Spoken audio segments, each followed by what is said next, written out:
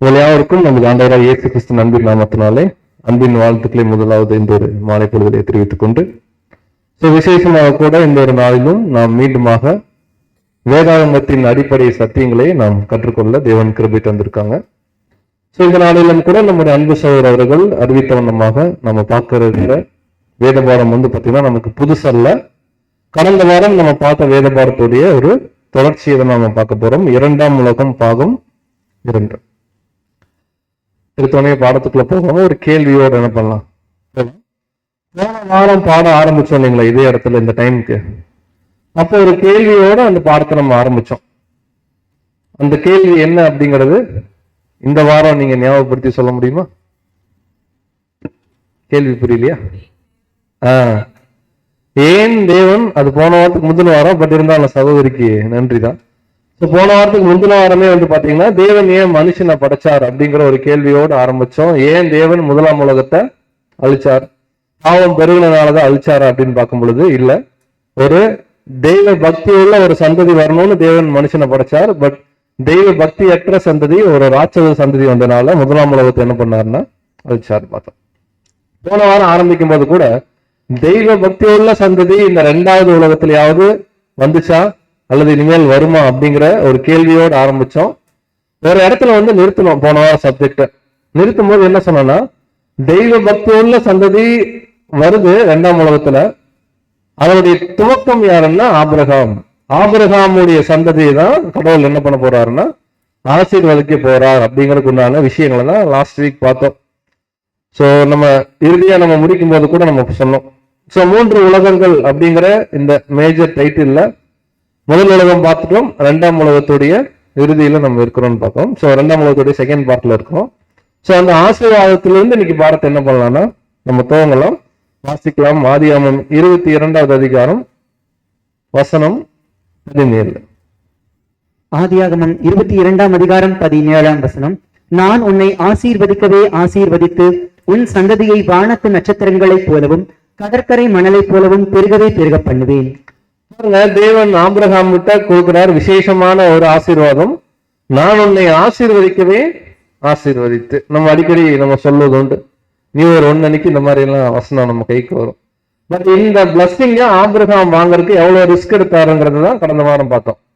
எனக்கு 75 வயசு அவர் காரானூருக்கு வரும்போது, அதுக்கப்புறம் ஒரு 25 வருஷம் அவருக்கு குழந்தையே கிடையாது. தேவன் நிறைய சோதனைகள் அவர் வாழ்க்கையில கொடுக்கிறார்.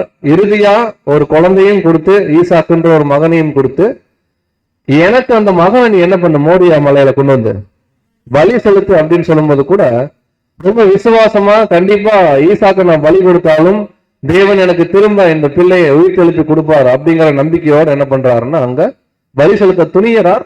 பட் தேவன் என்ன பண்றாருன்னா தடுக்கிறார். போதும், உன்னுடைய விசுவாசம் என்ன ஆயிடுச்சு, நிரூபிக்கப்பட்டுருச்சுன்னு சொன்னோன்னதான் இந்த ஆசீர்வாதத்தை கொடுக்கிறார்.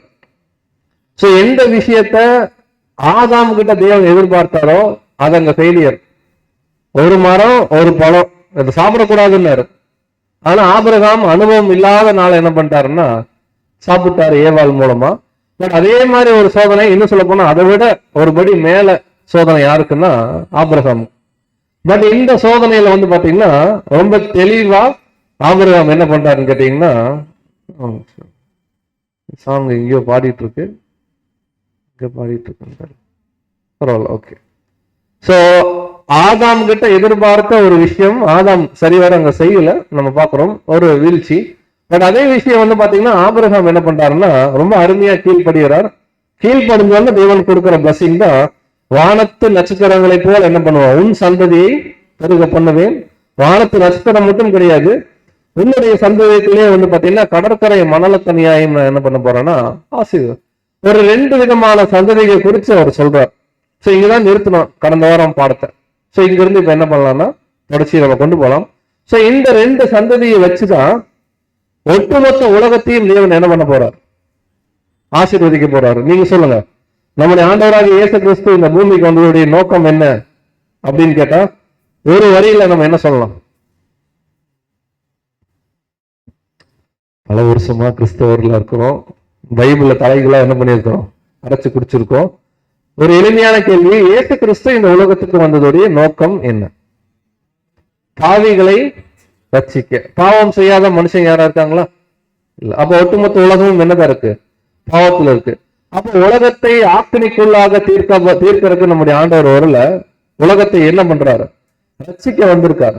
அந்த ரட்சிப்பின் திட்டம் எப்படி செயல்படுதுன்னா, வானத்து நட்சத்திரமும் கடற்கரை மலரும் சொல்லி ஆபிரகாமுக்குள்ள இருந்து சந்ததியை தேவன் எடுக்கும்போது, அந்த சந்ததிக்குள்ள ஒட்டுமொத்த உலகத்தையும் என்ன பண்ண போறாருன்னா ஆசீர்வதிக்க போறார். அதான் வாசிக்கலாம். ஆதியாகமம் 22ஆம் அதிகாரம் வசனம் 18. 18ஆம் வசனம், உன் சந்ததிக்குள் பூமியில் உள்ள சகல ஜாதிகளும் ஆசீர்வதிக்கப்படும். பாருங்க, ஆபிரகாமுடைய சந்ததிக்குள்ள ஒட்டுமொத்த ஜனங்களும் ஆசீர்வதிக்கப்பட போறாங்க. அந்த ஆபிரகாமுடைய சந்ததி அப்படிங்கிற வார்த்தைய ரெண்டாங்க பிரிக்கிறோம். வானத்து நட்சத்திரம், கடற்கரை மணல். இந்த சந்ததிக்குள்ள ஒட்டுமொத்த உலகத்தையும் தேவன் என்ன பண்ண போறாருன்னா ஆசீர்வதிக்க போறாரு. நம்ம சோ இப்ப கேள்வி என்னன்னா, இந்த சந்ததி யாரு? வானத்து நட்சத்திரம்னா என்ன, கடற்கரை மணல்னா என்ன? இதற்கு உண்டான பதில் என்ன பண்ண போறோம்னா இந்த நாள்ல நம்ம பார்க்க போறோம். சோ தேவன் ஆபிரகாம் இதை கொடுத்துட்டார். இப்ப அடுத்து ஆபிரகாமுடைய இமிடியேட் சந்ததி யாரு? குழந்தை யாரு? அடுத்து ஈசாக்கு. இந்த ஆசீர்வாதத்தை ஈசாக்கு கிட்ட செலுத்தும் போது இந்த ரெண்டு பிளஸிங்க தேவன் சொல்லல, இதுல ஒன்னதான் என்ன பண்றாருன்னா சொல்றார். என்ன ரெண்டு பிளஸிங்? வானத்து நட்சத்திரம், கடற்கரை மணல். ஈசாக்கு இந்த ஆசீர்வாதம் வரும்போது எப்படி வருதுன்னு பார்க்கலாம். ஆதியாகமம் 26ஆம் அதிகாரம் 5ஆம் வசனம். ஆதியாகமம் 26ஆம் அதிகாரம் 5ஆம் வசனம், நான் உன் சந்ததியை வானத்தின் நட்சத்திரங்களைப் போல பெருகப் பண்ணி உன் சந்ததிக்கு இந்த தேசங்கள் யாவையும் தருவேன், உன் சந்ததிக்குள் பூமியில் உள்ள சகல ஜாதிகளும் ஆசீர்வதிக்கப்படும் என்றார். பாருங்க, ஆசீர்வாதம் ஈசாக்கு கடந்து வரும்போது ஒரு பர்டிகுலர் ஆசீர்வாதத்தை தேவன் பேசுறார். உன் சந்ததியை நான் என்ன பண்ண போறேன்? வானத்து நட்சத்திரத்தை போல பெருக பண்றேன். உன் சந்ததிக்குள்ள பூமி என்ன பண்ணப்படும்? ஆசீர்வதிக்கப்படும். இது வந்து ஈசாக்கு கொடுத்தது. அடுத்து ஈசாக்கு ஒரு பையன் வந்தாரு, யோசேப்பு. அப்படியா? நீ அலர்ட்டா இருக்கீங்களான்னு பார்த்தேன். ஈசாக்குடைய பையன் வந்து பாத்தீங்கன்னா யாக்கோபு. சோ யாக்கோபுக்கு பிளஸிங்ஸ் கொடுக்கும்போது வானத்து நட்சத்திரத்தை பத்தி பேசல, அதுக்கு பதிலா கடற்கரை மணலை குறிச்சு என்ன பண்றாருன்னா தேவன் பேசுறார். வாசிக்கலாம். ஆதியாகமம் 28ஆம் அதிகாரம் வசனம் 14. ஆதியாகமம் 28ஆம் அதிகாரம் 14ஆம் வசனம், உன் சந்ததி பூமியின் தூளை போல் இருக்கும். போதும். பூமியின் தூள்னா உன் சந்ததி பூமியின் தூளை போல் இருக்கும். நீ மேற்கேயும் கிழக்கேயும் வடக்கேயும் தெற்கேயும் என்ன பண்ணுவாய்? நல்ல 4 திசைகளையும் பரம்புவ. உனக்குள் உன் சந்ததிக்குள் பூமியின் வம்சங்கள் எல்லாம் என்ன பண்ணப்படும். அப்போ தேவனுடைய திட்டம் மாறல. தேவனுடைய திட்டம் என்னன்னா எல்லாத்தையும் ரட்சிக்கணும். பட் இந்த ஆசீர்வாதத்தை சொல்லும் போது, ஈசாக்கு சொல்லும் போது வானத்து நட்சத்திரத்தை போல உன் சந்ததி இருக்குங்கிறார். யாக்கோபுக்கு சொல்லும் போது, அவர் ஈசாக்குடைய வம்சம் தான். பட் ஆனா யாக்கோபுக்கு சொல்லும் போது என்ன சொல்றாருன்னா, கடற்கரை மணலை போல உன்னுடைய சந்ததி என்ன பண்ணும் இருக்குன்னு பாக்குறோம். அப்ப கடற்கரை மணலை போல உன்னுடைய சந்ததி இருக்குன்னு யாக்கோபுக்கு சொல்லும் போது, இப்ப அடுத்து நம்ம யாருடைய சந்ததியை பார்க்கணும்? ஏன்னா ஆபிரகாம் தான் ஆசீர்வாதம் அப்படியே தான் வரணும். யாக்கோபுடைய சந்ததியில் எத்தனை பேரு? அது ஏன் பிரதர் கேக்குறீங்க? அது ஒரு லிஸ்ட். தீனால எல்லாம் சேர்த்துனீங்கன்னா லிஸ்ட் பெருசாயிட்டு போகும். பட் காமனா நம்ம புரிஞ்சுக்கிற மாதிரி ஒரு வரியில நம்ம சொல்லணும்னா, 12 கோத்திரம், 12 பிள்ளைகள், அதை 12 கோத்திரமாக தேவன் என்ன பண்றாருன்னா கன்சிடர் பண்றார். இந்த 12 கோத்திரத்தை தான் என்னன்னு தேவன் சொல்றாருன்னா இஸ்ரவேல் வம்சம், இஸ்ரவேல் ஜனங்கள்.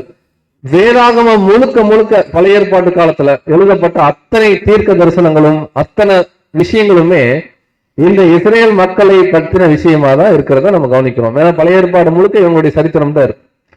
ஏன் இந்த சந்ததிக்கு இவ்வளவு முக்கியத்துவம்னா, இவங்க ஆபிரகாமுடைய வம்சம். ஏன்னா தெய்வ பக்தி உள்ள சந்ததி அப்படின்னா நேரடியா பார்க்கும்போது இவர்களை தான் என்ன பண்ணுதுன்னு கேட்டீங்கன்னா குறிக்கிறதா இருக்கு. கவலைப்படாதீங்க, இந்த 12 கோத்திரத்துடைய பேரை நான் என்ன பண்ண மாட்டேன், கேள்வியா கேட்க மாட்டேன். ஏன் தெரியுங்களா? 12 அப்போஸ்தலர்கள் பேரை சொல்லுங்க அப்படின்னாலே நம்ம எல்லாருக்குமே தான் உடனே ஒரு படபடப்பு வரும். ஏன்னா ட்ரை பண்ணி பார்க்கலாமா? 12 அப்போஸ்தலர்கள், மத்தேயு, மார்க், லூக்கா, யோவான், 1 கொரிந்தியர், 2 கொரிந்தியர். ஆக்சுவலா மார்க்கு, லூக்காலாம் 12 அப்போஸ்தலர் கிடையாது, அவங்க சீஷர்கள்.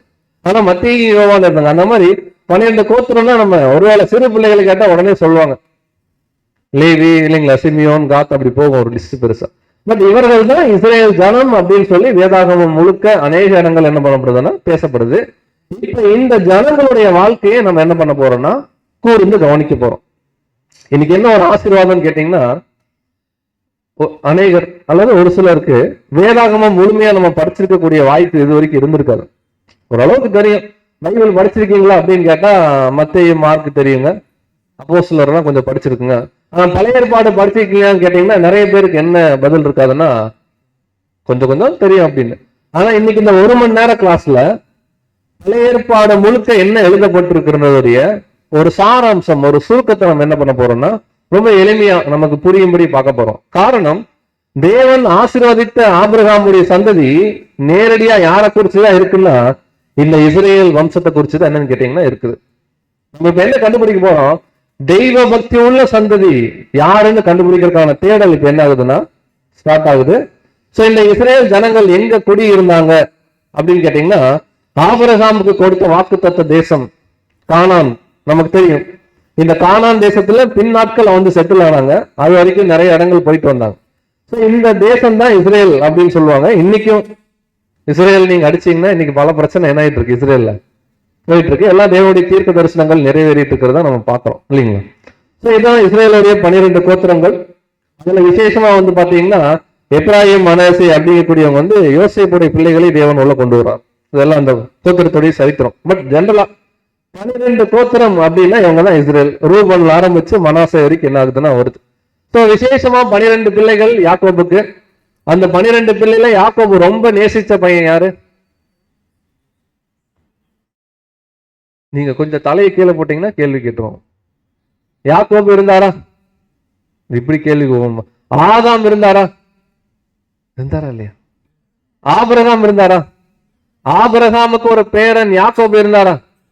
யாக்கோபுக்கு நிறைய குழந்தைங்க இருந்துச்சா? அந்த குழந்தைங்க லிஸ்ட் அங்க போட்டிருக்கோம்.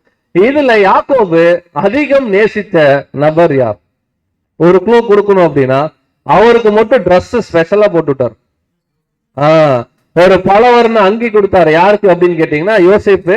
ஏன்னா யாக்கோபு அதிகம் நேசிக்கிறார் யோசேப்பை. தான் நேசித்த தன்னுடைய மனைவியாகிய ராகேலுக்கு பிறந்த பிள்ளை. இப்படி 12 சகோதரர்கள் இருக்கிறாங்க.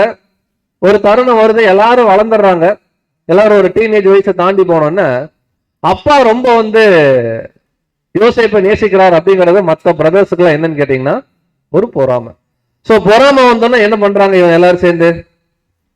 கண்டினியூ பண்ணுங்க சரித்திரத்தை தெரிஞ்சவங்க பாருங்க. ஒரு பெரிய ஃபேமிலி, 10-12 பசங்க இருக்காங்க. ஒரு பையனை மட்டும் அப்பா ரொம்ப நேசிக்கிறாருன்னு தெரிஞ்சோன்னு யோசேப்பை என்ன பண்றாங்கன்னா எல்லாரும் கொஞ்சம் வெறுக்கிறாங்க. ஒரு நாள் தன்னுடைய சகோதரர்களை பார்க்க போன யோசேப்பு என்ன பண்றாங்கன்னு கேட்டீங்கன்னா, அந்த வழியா போகக்கூடிய எகிப்துக்கு என்ன பண்றாங்கன்னா, அங்க வழிபோக்கர்கள் இருப்பாங்க. அவங்க கையில என்ன பண்றாங்கன்னா விட்டு போடுறாங்க, ஒரு குழியில தள்ளி விட்டு. அப்பாட்ட போய் என்ன சொல்லிடுறாங்கன்னா, யோசேப்ப வனவிலங்கு என்ன ஆயிடுச்சு, அடிச்சு கொன்றுச்சு பாருங்க, ட்ரெஸ் எல்லாம் ஒரே ரத்த கரைன்னு என்ன பண்றாங்க, கொண்டு போய் அப்பாவை நம்ப வச்சுறாங்க. காரணம், அந்த யோசேப்புங்கிற சகோதரனை ரொம்ப வெறுத்தாங்க மற்ற சகோதரர்கள். ஸோ ஒரு தருணத்துல இந்த யோசேப்பு என்ன ஆகிறாருன்னா சாகல, எகிப்துக்கு என்ன ஆயிடுறாரு, அடிமையா போயிடுறார். எகிப்துல போய் அங்க சிறைச்சாலையில் இருக்கிறார். அப்புறம் கொஞ்ச நாள் கழிச்சு வந்து பாத்தீங்கன்னா அங்க எகிப்துடைய ராஜா பார்வோன் அப்படின்னு சொல்லுவாங்க. சொல்லுவது வந்து கதை இல்லை, சரித்திரத்தை நம்ம ஓரலா பேசிட்டு இருக்கோம் வசனம் படிக்காம. அந்த பார்வோன் அப்படிங்கக்கூடிய அந்த ராஜாக்கு சொப்பனம் வருது. இந்த சொப்பனத்துக்கு பதில் யார் தான் கரெக்டா சொல்றாங்கன்னா யோசேப்பு தான் சொல்றாரு. அப்படி யோசேப்பு வந்து சொப்பனத்துக்கு பதில் கொடுத்தோன்னு பார்வோன் அவரை பார்க்கணும்னு சொல்லி என்ன பண்றாருன்னா கூப்பிடுறாரு. கூப்பிட்டு, நீ இனிமேல் கைதி இல்ல, என்னுடைய அரசாங்கத்துல நீ ஒரு முக்கியமான ஒரு அதிபதி என்ன பண்றாருன்னா அவருக்கு ஒரு நல்ல போஸ்டிங் என்ன பண்றாருன்னா கொடுக்குறாரு. வாசிக்கலாம். ஆதியாகமம் 41ஆம் அதிகாரம் வசனம் 40. ஆதியாகமம் 41ஆம் அதிகாரம் 40ஆம் வசனம். நீ என் அரமனைக்கு அதிகாரியாய் இருப்பாய், உன் வாக்கின்படியே என் ஜனங்கள் எல்லாரும் அடங்கி நடக்க கடவர்கள், சிங்காசனத்தில் மாத்திரம் உன்னிலும் நான் பெரியவனாய் இருப்பேன் என்றான். பாருங்க, எகிப்து ராஜா சொல்றாரு யோசேப்பை பார்த்து, எந்த சகோதரனை வெறுத்து வித்தாங்களோ அந்த சகோதரனை தேவன் உயர்த்துறார். இப்போ இந்த யோசேப்பு கிட்ட எகிப்து ராஜா சொல்றாரு, நான் வெறும் சைனிங் அத்தாரிட்டி மட்டும்தான்ப்பா, நீ பேப்பர் காமிச்சினா சைன் போட்டுருவேன், மத்தபடி இந்த ராஜ்யத்துல என்ன காரியம் செய்யணுங்கிறது எல்லாமே உன் கண்ட்ரோல்ல தான் அப்படிங்கிற அளவுக்கு ஃபுல் ஃப்ரீடம் கொடுத்துறாரு. உடனே இந்த யோசேப்பு என்ன பண்றாருன்னா ரொம்ப ஞானமா, ஏன்னா பஞ்சம் வரப்போகுது, முன்னாடியே தானியங்களை சேர்த்து வைக்கணும்னு சொல்லி ரொம்ப ஞானமா ராஜ்ய பாடத்தை என்ன பண்றாருன்னா கட்டமைக்கிறாரு. இப்போ உலகம் எங்கும் பஞ்சம் என்ன ஆகுதுன்னா ஸ்டார்ட் ஆகுது. அப்படி பஞ்சம் ஸ்டார்ட் ஆகும் போது எங்கேயும் ஆகும்? இவர் எகிப்துல இருக்காரு, இவங்க அண்ணன்மாரெல்லாம் எங்க இருக்கிறாங்க? கானான் தேசத்துல இருக்காங்க. தைரியமா சொல்லுங்க, தப்பு இல்ல. கானான்லயும் பஞ்சம். இப்போ தானியம் கொள்வதற்காக அங்க இருக்கக்கூடிய சகல தேசத்தாரும் எங்கதான் வராங்க அப்படின்னு கேட்டீங்கன்னா எகிப்துக்கு வராங்க. எகிப்துல யார் இங்க ஆல்ரெடி ராஜாக்கு அடுத்த ஸ்தானத்துல இருக்கிறாருன்னா, எந்த பிரதரை வெறுத்து குழியில தள்ளி வித்து போட்டாங்களோ அந்த சகோதரன் என்ன பண்றாருன்னா அங்க ஒரு உயர்ந்த ஒரு ஸ்தானத்துல இருக்கிறார். இப்ப வேற வழியே இல்லாம அவர் தான் நம்ம பிரதர்னு தெரியாம இப்ப எல்லாம் இந்த இஸ்ரேல் ஜனங்கள் என்ன பண்றாங்கன்னா மத்த பிரதர்ஸ் எல்லாம் தானியம் கொள்ள எங்க வராங்க? எகிப்துக்கு வராங்க. வாசிக்கலாம். ஆதியாகமம் 41 அதிகாரம் 57 வசனம். 57 வசனம். சகல தேசங்களிலும் பஞ்சம் கொடிதாய் இருந்தபடியால் சகல தேசத்தார்களும் யோசேப்பினிடத்தில் தானியம் கொள்ளும்படி எகிப்துக்கு வந்தார்கள். சோ எல்லா தேசத்தாரும் இப்ப யோசேப்புடைய தயவை நோக்கி என்ன பண்றாங்கன்னா வராங்க எகிப்துக்கு. அன்பார்ச்சுனேட்லி ஆர் ஃபார்ச்சுனேட்லி யோசேப்புடைய ஃபேமிலியே இப்ப எங்க வருது? நீங்க சரித்திரத்தை படிச்சு பாத்தீங்கன்னா ஃபர்ஸ்ட் கொஞ்சம் பேர் வருவாங்க. யோசேப்புடைய அடுத்த தம்பி இருப்பார் பென்யமீன், அவரை கூட்டிட்டு வர மாட்டாங்க. அதுக்கு ஒரு டிராமா பண்ணுவாரு. இதெல்லாம் நடக்கும். கடைசியா யாக்கோபு முதல் கொண்டு என்ன ஆவார்னா இங்க வருவார். பட் இந்த தருணத்துல விசேஷமா இங்க யோசேப்பு என்ன பண்ணுவாருன்னா, யோசேப்புக்கு நல்லா தெரிஞ்சிடும் இவங்கெல்லாம் யாரு? என்னுடைய சகோதரர்கள். ஆனா அந்த சகோதரர்களால யோசேப்பை கண்டுபிடிக்க முடியாது. காரணம், அவர் எகிப்துக்கே உரிய பாரம்பரியத்துல தன்னுடைய தோற்றத்தை என்ன பண்ணியிருக்காருன்னா அங்க மாத்திருக்காரு. இவங்களால உடனே மறந்துட்டாங்க. ரொம்ப நாள் ஆச்சு, பல வருஷம் ஆயிடுச்சு. இவர்தான் யோசேப்புன்றது அவங்களால கண்டுபிடிக்க முடியல. காலங்கள் நிறைய ஆயிடுச்சு. பட் யோசேப்பு தெளிவா கண்டுபிடிச்சிட்டார். இப்ப இதே மாதிரி ஒரு சூழ்நிலை நம்ம லைஃப்ல, நமக்கு அண்ணன் தம்பி இருக்காங்களா? இல்லைன்னா சித்தப்பா பையன் பெரியப்பா பையன் அப்படி இமேஜின் பண்ணி நமக்கு சேர வேண்டிய சொத்தெல்லாம் அவங்க எழுதி வாங்கிட்டு நம்மளை அடிச்சு என்ன பண்ணிட்டாங்க, வீட்டை விட்டு பார்த்துட்டாங்க. நம்ம துபாய் எல்லாம் போயிட்டு நல்ல பல லட்சங்களை சம்பாரிச்சுட்டு அப்படி செட்டில் ஆன ஒரு ஸ்டேஜில் காஞ்சிபுரத்துக்கு திருப்பி வந்து செட்டில் ஆயிட்டோம். திடீர்னு பார்த்தா பஞ்சம் ஆயிருச்சு. நம்மளை யார் அடிச்சு துரத்துனாங்களோ அந்த அண்ணன் தம்பி எல்லாம் வந்து நம்ம கிட்ட வராங்க திரும்ப. எதுக்கு? ஹெல்ப்புக்கு. இப்ப நம்ம ரியாக்ஷன் என்னவா இருக்கும்? ரியாக்ஷன் வந்து பாருங்க பிரதர், ரியாக்ஷன் எப்படி இருக்குன்ற மாதிரி இருக்கு. எப்படி இருக்குன்னா ரொம்ப ஆக்ரோஷமா கோவப்படுவோம். உலக மக்களா இருந்தோம்னா, கிறிஸ்தவர்களா இருந்தோம்னா கொஞ்சம் கம்மியா இருக்கும், கொஞ்சம் கோவப்படுவோம். எனக்கு நீ பண்ணல, உங்க எல்லாருக்கும் கடவுளா பார்த்து உங்களுக்கு கொடுத்த தண்டனை இது, நீங்க வாங்கிக்கிங்க அப்படிம்போம். யோசேப்பு தேவ மனுஷன் அப்படிங்கிறதுக்கு மிக முக்கியமான அத்தாட்சி என்னன்னா, யோசேப்பு எவ்வளவு பெருமையா தெரியுங்களா பேசுவார் அங்களுடைய பிரதர்ஸ் வரும்போது. இப்பெல்லாம் நானும் உங்களோட அங்க இருந்திருந்தேன்னா நமக்கெல்லாம் சாப்பாட்டுக்கு வழி இல்லாம போயிருக்கோம். தேவன் முன்னமே உங்களை ஒரு கருவியா பயன்படுத்தி என்ன இங்க என்ன பண்ணிட்டாரு, அனுப்பிச்சிட்டாரு அப்படின்னு சொல்லி தேவனுக்கு நன்றி செலுத்துற மாதிரி தன்னுடைய சகோதரருக்கு என்ன பண்ணுவாருன்னா சொல்லுவார். ரொம்ப எமோஷனல் ஆவார், ரொம்ப அழுவார் அந்த இடத்துல, அந்த காட்சியில. வாசிக்கலாம். ஆதியாகமம் 45 அதிகாரம் 7 வசனம். ஆதியாகமம் 45 அதிகாரம் 7 வசனம். பூமியிலே உங்கள் வம்சம் ஒழியாமல் இருக்க உங்களை ஆதரிக்கிறதற்காகவும் பெரிய ரட்சிப்பினால் உங்களை உயிரோடே காப்பதற்காகவும் தேவன் என்னை உங்களுக்கு முன்னமே அனுப்பினார்.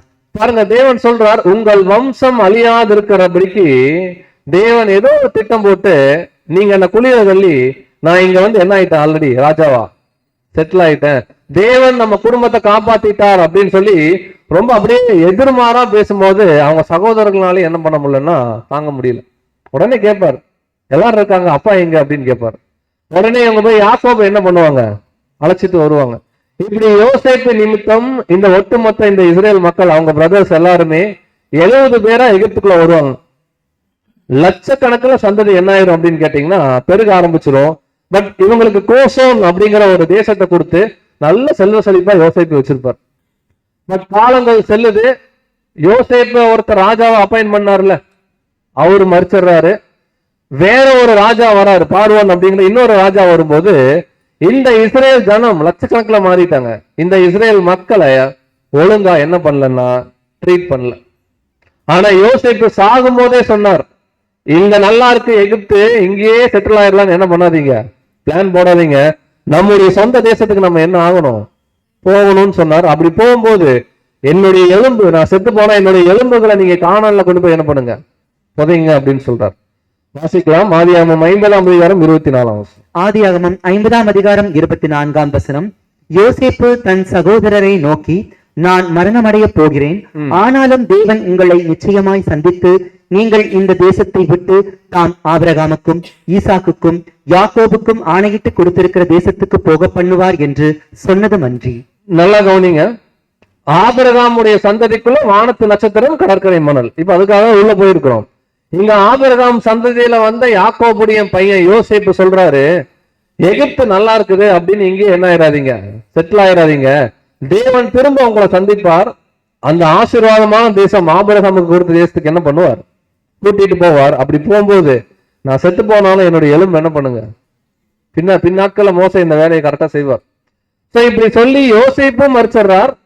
யோசேப்பை அப்பாயிண்ட் பண்ண அந்த பார்வோனுங்கிறது ராஜா பேர் இல்ல, பார்வோனுங்கிறது ராஜாவுடைய பட்டம்.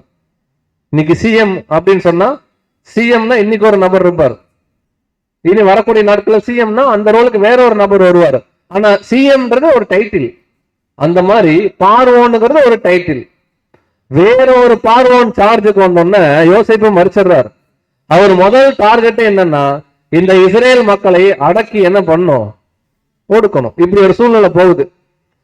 இனிமேல் இஸ்ரேல் தேசத்துல ஒரு குழந்தை கூட, இஸ்ரேல் தேசம் சொல்றது இந்த மக்களுக்குள்ள ஒரு ஆண் பிள்ளை கூட என்ன ஆகக்கூடாது, பிறக்கக்கூடாது. ஏன்? அவருக்கு என்ன பயம்னு கேட்டீங்கன்னா, இப்ப எக்ஸாம்பிளுக்கு இது எந்த நாடு, எந்த ஸ்டேட்டு, காஞ்சிபுரம் எந்த ஸ்டேட்டுங்க, தமிழ்நாடு. தமிழ்நாட்டுல அதிகமா தமிழ் மொழி பேசுறவங்க என்ன பண்ணுவாங்க, இருப்பாங்க. ஒரு உதாரணத்துக்கு சொல்றேன், நீங்க யாரும் தவறா எடுத்துக்குவாங்க. திடீர்னு வெளியே இருந்து நார்த் ஸ்டேட்ல இருந்து நிறைய என்ன சொல்றதுன்னா, நிறைய சகோதரர்கள் அப்படின்னு கூட எடுத்துக்கலாம். ஒரு நிறைய பேர் என்ன ஆகுறாங்கன்னா, காஞ்சிபுரம் வந்து வேலைக்காக என்ன பண்றாங்க, வராங்க. திடீர்னு பாத்தீங்கன்னா காஞ்சிபுரத்துல தமிழ் பேசுறவங்க ஒரு 20,000 பேரும், வேற மொழி பேசுறவங்க ஒரு 20,000 பேர் இருந்தா எப்படி இருக்கும்? சொல்லும் போதே பயமா இருக்கும் போல இருக்கு. அதான் என்ன ஆகும்னா, இப்படியே போச்சுன்னா நம்ம ஊர்ல தமிழ் பேசுறவங்க என்ன பண்ண மாட்டாங்க, இருக்க மாட்டாங்கன்னு ஒரு பயம் வரும் இல்லையா? அந்த பயம் தான் எகிப்துல வந்துச்சு. இந்த இஸ்ரேல் ஜனங்கள் பெருகிட்டே போறாங்க. எகிப்தியர்களுக்கு ஈக்குவலா இவங்களோட சந்ததி பெருகிட்டே இருக்கு. நாளைக்கு வெளியிருந்து யாராவது சண்டைக்கு வரும்போது இவங்க அவங்களோட போய் சேர்ந்துட்டாங்கன்னா நம்ம நிலைமை என்ன ஆகுறது? இனிமேல் இஸ்ரேல் மக்களுக்குள்ள சந்ததி பெருக்கமே இருக்கக்கூடாது. எத்தனை ஆண் குழந்தை பிறந்தாலும் அந்த ஆண் குழந்தை நீங்க என்ன பண்ணுங்க, கொன்றுங்க பிரசவம் பார்க்கும் போதேன்னு சொல்லி அங்க டிக்ளரேஷன் பாஸ் ஆகும். சோ இந்த தருணத்துல ஒரு அழகான ஒரு ஆண் குழந்தை என்ன ஆகுது, பிறக்குது. ஆண் குழந்தை பேர் கேட்க மாட்டேன், அவங்க அம்மா பேரு நான் கேட்டேன். நீங்க அடுத்த வாரம் ஹோம்ஒர்க்கா என்ன பண்ணுங்க, எடுத்துக்கங்க. ஒரு அருமையான சகோதரி. சோ மோசே அப்படிங்கக்கூடிய ஒரு அருமையான ஒரு சகோதரன் அங்க பிறக்கிறாரு. 3 மாசம் ஒழிச்சு வைக்கிறாங்க. அதுக்கப்புறம் என்ன ஆகுதுன்னு கேட்டீங்கன்னா, பார்வோன் மூலமாவே வளர்த்தப்படுது. அந்த குமாரத்தை எடுத்துட்டு போறாங்க. மோசையும் நல்லா வளர்றார். 80 வயசு மோசே ஆயிருது. 40 வருஷம் எகிப்துல இருக்காரு. 40 வருஷம் மீதியான் தேசத்துல போய் ஆடு மேய்க்கிறாரு. 80 வயசு ஆகும்போது தேவன் திரும்ப கூப்பிடுறார் மோசேவை.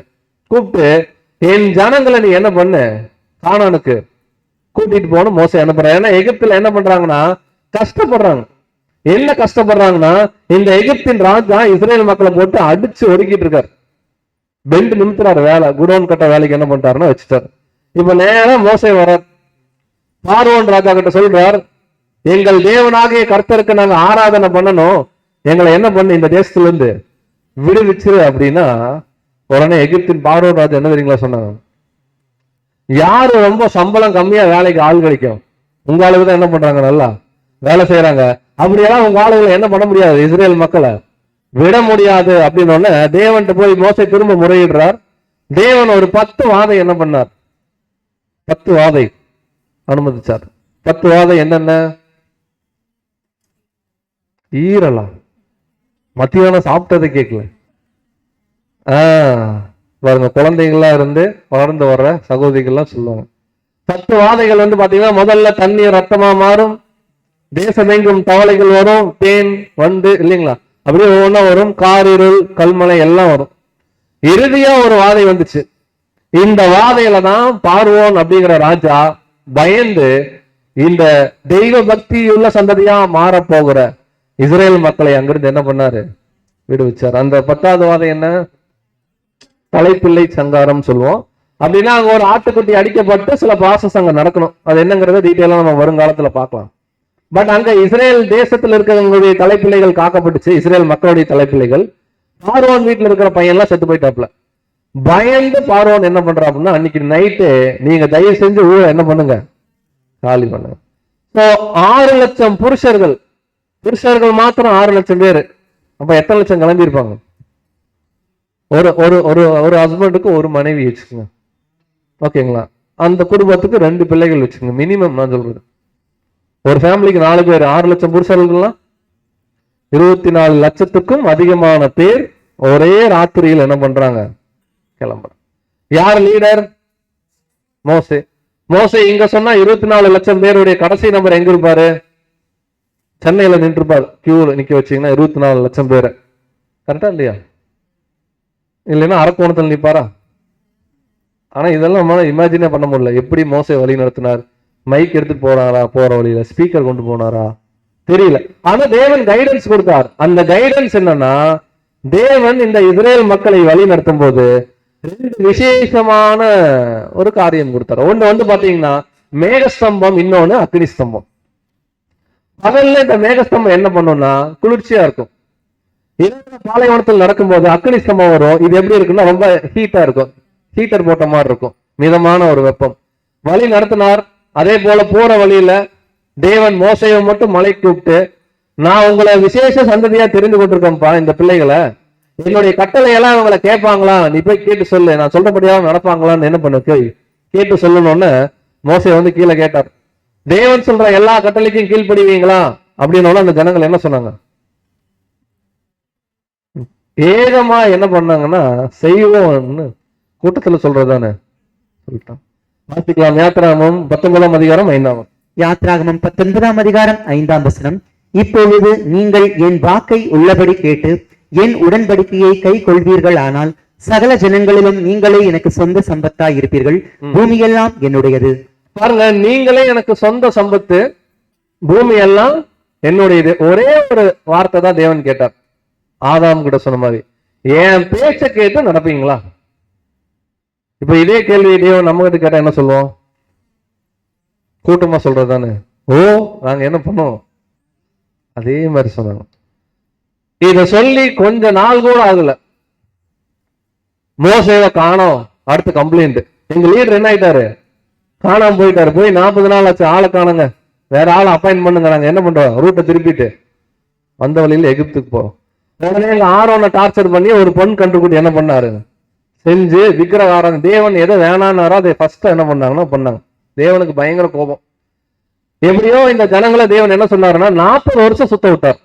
சுருக்கமா சொல்லணும்னா ஈஸியா 2 வாரத்துல போகக்கூடிய கானானுக்கு அதிகபட்சம் 10 நாளுக்குள்ள போயிட்டு வந்துடலாம். 40 வருஷம் சுத்த வைக்கிறார், ஒரு இடமா ஒரு இடமா. 40 வருஷத்துல ஆகாதவங்களை எல்லாம் கழிச்சு கட்டிட்டார் வனாந்தரத்திலே தேவன். ரொம்ப எளிமையா சொல்லணும்னா இதுக்கு என்ன ஒரு சாட்சினா, இந்த ஜனங்களை முதல்ல என்ன சொன்னாருன்னா, நீங்க போய் கானானை என்ன பண்ணுங்க, வேலை பாருங்க. ஒரு கோத்திரத்துக்கும் ஒரு பிரதிநிதி, 12 கோத்திரத்துக்கு 12 பிரதிநிதி என்ன பண்ணாங்கன்னா போனாங்க. போய் பார்த்துட்டு வந்து அவங்க என்ன சொன்னாங்க பாருங்க. கானான வேவு பார்த்தாங்க அப்படின்னா, ஆமா நீங்க என்ன வேவு பார்த்தாங்க அப்படின்னா 12 பேர் போனாங்களா, 12 பிரதிநிதி. அதுல 10 பிரதிநிதிகள் என்ன சொன்னாங்கன்னா, இந்த தேசம் மோசம், அங்க இருக்கிற நபர்கள்லாம் ராட்சதர்களா இருக்கிறாங்க, நம்மளாம் வெட்டிக்கிளி மாதிரி இருக்கோம், காலை போட்டு காலையே வச்சு என்ன பண்ணுவாங்க, மிதிச்சிருவாங்க, இப்படி எல்லாம் பயம். இன்னும் 2 பேர் போனாங்க, யோசுவா காலேபு, அருமையான நீதிமான்கள். இவங்க என்ன சொன்னாங்கன்னா, தேசம் பாலும் தேனும் ஓடுகிற தேசம், மகா நல்ல தேசம், பாருங்க ஒரு சாம்பிளுக்கு ஒரு திராட்சை கொலை எடுத்துட்டு வந்திருக்கிறோம், பாருங்க எப்படி இருக்கு அப்படின்னு சொல்லிட்டு ரொம்ப அருமையா சொன்னாங்க. ஜனங்கள் யார் பேச்ச கேட்டாங்க? நமக்கு எப்பவுமே நிறைய பேர் சொல்லணும். இந்த மாதிரி இருந்தா 10க்கு 10 ஹால்ல 10 பேர் உட்கார்ந்தா அது என்ன இருக்காது. அதாவது மெஜாரிட்டி என்ன சொல்றாங்களோ அதான் என்ன பண்ணுவோம், நம்புவோம். ஆனா தேவன் அங்க மெஜாரிட்டி நம்பினாரா மைனாரிட்டி நம்பினாரா? 2 பேர்னாலும் 2 பேர் மனதார உண்மையை சொன்னாங்களா, அவங்கள ஆசீர்வதித்து கானானுக்கு என்ன பண்ணாரு, கூட்டு போனார். துர்ச்செய்தி சொன்ன 10 பேரும் சரி, அவர்களை சார்ந்தவங்களும் சரி, வனாந்திரத்துல என்ன பண்ணப்பட்டாங்கன்னா கொல்லப்பட்டாங்க. அங்க ஒரு ஃபில்ட்ரேஷன். இப்ப தெய்வ பக்தி உள்ள சந்ததியா மாற போற ஜனங்கள் இப்ப எந்த தேசத்துக்குள்ள என்டர் ஆகுறாங்கன்னா கானான் தேசம், இன்னைக்கு இருக்கிற இஸ்ரேல் தேசம். உள்ள போனோடனே அவங்களுக்குள்ள பல பிரச்சனை நிறைய பாத்தீங்கன்னா லேண்ட் செட்டில் பண்ணி கொஞ்சம் முடிச்சோடனே நிறைய விக்கிரக ஆராதனை பண்ண ஆரம்பிச்சாங்க. தேவன் நியாயாதிபதிகள் என்ன பண்ணாரு, கொடுத்தாரு. இதுதான் நீங்க புக்கு பாப்பீங்க. 5 ஆகமத்துக்கு அப்புறம் ரூத்தின் சரித்திரம் அப்படி எல்லாம் ஒரு யோசுவாலாம் வரும். அதுல விசேஷமா நியாயாதிபதிகள் ஒரு புஸ்தகம் இருக்கும். சோ அநேக நியாயாதிபதிகள் கொடுத்தாங்க. ஏறக்குறைய 450 வருஷம் கொண்ட காலப்பகுதி நியாயாதிபதிகள். ஒரு 4 நியாயாதிபதிகள் நீங்க சொல்லிட்டீங்கன்னா இந்த ஒரே ஸ்லைட்ல அடுத்த ராஜாக்களுக்கு போயிடலாம். கிதியோன், இந்த நம்ம வீட்டுக்கு பக்கத்துல யாரெல்லாம் பேர் வச்சிருக்காங்கன்னு இப்பதான் ஞாபகம் வரும். கிதியோன், சிம்சோன். சிம்சோன் நல்லவர் தான், தைரியமா சொல்லுங்க. தெபோரால் இல்லைங்களா, எப்தா, நிறைய பேர் இருக்கிறாங்க. ஒத்தினியேல், இந்த மாதிரி அநேக நியாயாதிபதிகள் தேவன் கொடுத்தாரு. இந்த நியாயாதிபதிகளுடைய ரோல் என்னன்னு கேட்டீங்கன்னா ஜனங்களுக்குள்ள நியாயம் விசாரிப்பாங்க. அதுல சில நியாயாதிபதிகளை தேவன் பயன்படுத்தினார். பெலிஸ்தியர்கள் இந்த மாதிரி எதிரிகளை என்ன பண்ணுவாங்கன்னா இவங்க துணிஞ்சு வீழ்த்துவாங்க கடவுள் சார்பா. அப்படிப்பட்ட மாமனிதர்களும் சில பேர் இருந்தாங்க. சோ இந்த நியாயாதிபதிகள் காலம் ஏறக்குறைய 450 வருஷம். பட் இந்த இஸ்ரேல் ஜனங்கள் இந்த டைம்ல நல்லா இருந்தாங்களா அப்படின்னு கேட்டீங்கன்னா யாருமே நல்லா இல்லை. அதை எப்படி சொல்லலாம் யாருமே நல்லா இல்லைன்னா, நியாயாதிபதிகள் புஸ்தகம் முடியும்ல, அதுல கடைசி வசனம் ஒண்ணு வரும்ல, அந்த கடைசி வசனம் இந்த புக்ல கான்செப்ட்ல இந்த ஜனங்கள் எப்படி இருந்தாங்கன்னு என்ன பண்ணுதுன்னா சொல்லுது. வாசிக்கலாம். நியாயாதிபதிகள் 21ஆம் அதிகாரத்துல 25ஆம் வசனம். நியாயாதிபதிகள் 21ஆம் அதிகாரம் 25ஆம் வசனம். அந்நாட்களிலே இஸ்ரேலில் ராஜா இல்லை, அவனவன் தன் தன் பார்வைக்கு சரி போனபடி செய்து வந்தான். இதுல என்ன பிரதர் தப்பு இருக்கு? இதுல தப்பு இருக்கா? இந்த வசனத்துல ஏதாவது அப்நார்மலா இருக்கா? அதாவது தமிழ் சுத்த தமிழ்ல படிக்கும்போது நல்லா இருக்கிற மாதிரி இருக்கும். அதாவது அந்நாட்களிலே இஸ்ரேல்ல ராஜா இல்லாம இனிமேல் தான் ராஜா கேட்க போறாங்க. அவனவன் தன் தன் பார்வைக்கு என்ன பண்றான், சரி போனபடி செய்யறான். அப்படின்னா எப்படி இருந்திருக்குன்னு பாருங்க நியாயாதிபதிகள் காலத்துல. நீங்க பஸ் ஸ்டாண்ட் போறீங்க, பஸ் ஸ்டாண்ட்ல ஒரு அனௌன்ஸ்மெண்ட் கொடுக்குது கவர்மெண்ட் காஞ்சிபுரத்துல, நாளை காலையில 6 மணி வரைக்கும் யார் யாருக்கு மனசுக்கு என்னென்ன பிடிச்சிருக்கோ என்ன வேணா பண்ணிக்கோங்க, உங்க மேல கேஸ் என்ன பண்ண மாட்டோம், போட மாட்டோம் அப்படிங்கிறதும். அவனவன் தன் தன் பார்வைக்கு, தேவன் பார்வைக்கு இல்ல, தன் தன் பார்வைக்கு சரி போனபடினா, ஒருத்தருக்கு இன்னொருத்தர் போய் அடிக்கணும்னு தோணுச்சுன்னா எனக்கு இதுதான் சரி, நான் என்ன பண்ணுவேன், இன்னொருத்தர் போய் அடிப்பேன். ஒருத்தருக்கு நான் விக்கிரகத்தை பார்த்து வணங்கணும்னு தோணுச்சுன்னா அவர் போய் என்ன பண்ணுவாரு, வணங்கணும். யார் யாருக்கு என்னென்ன தோணுதோ அவங்க இஷ்டத்துக்கு என்ன பண்றாங்க. இந்த ஸ்கூல்ல டீச்சர் வரலன்னு வச்சுக்கோங்களேன், அன்எக்ஸ்பெக்டடா டீச்சர் வரலன்னா பசங்க ஒரு ரியாக்ஷன் பண்ணுவாங்க, பார்த்துருக்கீங்களா? பெஞ்ச் மேல 4 பேரு, ஒருத்தர் அந்த மூலையில எக்ஸசைஸ் பண்ணிட்டு இருப்பான், கரெக்டா இல்லைங்களா? ஒருத்தர் ஜன்னல் கம்பியை தொங்கிட்டு இருப்பான். இந்த மாதிரி இருந்திருக்கு. அப்படின்னு என்னன்னா ஒரு ப்ராப்பர் கைடன்ஸ் இல்ல. இருந்திருக்காங்க நியாயாதிபதிகள், நியாயம் விசாரிச்சிருக்காங்க, பட் தேவன் எதிர்பார்க்கிற அளவுக்கு அங்க இல்ல. காரணம், ஜனங்கள் மைண்ட் ஃபுல்லா கரப்ட். ஜனங்களுக்கு இப்ப என்ன ஆசைன்னா புறஜாதிகள் எல்லாம் பாக்குறாங்க, பக்கத்து ஊரை பாக்குறாங்க. அந்த ஊர்ல ராஜாவெல்லாம் இருக்கிறாரு, எங்களுக்கு ராஜாவே இல்லை, எங்களுக்கு அந்த மாதிரி ராஜா என்ன பண்ணும் வேணும் அப்படின்னு சொல்லி அந்த கடைசி நியாயாதிபதியா ரூல் பண்ணார்ல சாமுவேல், அவர்கிட்ட போய் டார்ச்சர் பண்ணாங்க. சாமுவேலுக்கு மனசு ரொம்ப கஷ்டம். தேவனே இந்த ஜனங்க பாருங்க இப்படி பண்றாங்க தேவனே அப்படின்னு. சாமுவேல், நீ கஷ்டப்படாத, நான் தான் ராஜாவா இருந்து இவங்களை கைட் பண்ணிட்டு இருந்தேன். அவங்க உன்னை தள்ளி விடல, என்ன பண்ணிட்டாங்க, தள்ளிட்டாங்க. அவங்க ஆசை ராஜா தானே, அதையும் என்ன பண்ணிடலாம், கொடுத்துடலாம். வாசிக்கலாம். 1 சாமுவேல் 8ஆம் அதிகாரம் வசனம் 6, 7. 1 சாமுவேல் 8ஆம் அதிகாரம் வசனங்கள் 6 மற்றும் 7. எங்களை நியாயம் விசாரிக்க ஒரு ராஜாவை ஏற்படுத்தும் என்று அவர்கள் சொன்ன வார்த்தை சாமுவேலுக்கு தகாததாய் காணப்பட்டது. ஆகையால் சாமுவேல் கர்த்தரை நோக்கி விண்ணப்பம் பண்ணினான். அப்பொழுது கர்த்தர் சாமுவேலை நோக்கி, ஜனங்கள் உன்னிடத்தில் சொல்வதெல்லாவற்றிலும் அவர்கள் சொல்லை கேள், அவர்கள் உன்னை தள்ளவில்லை, நான் அவர்களை ஆளாதபடிக்கு என்னைத்தான் தள்ளினார்கள். தேவன் ரொம்ப மனசு கஷ்டப்படுறார்.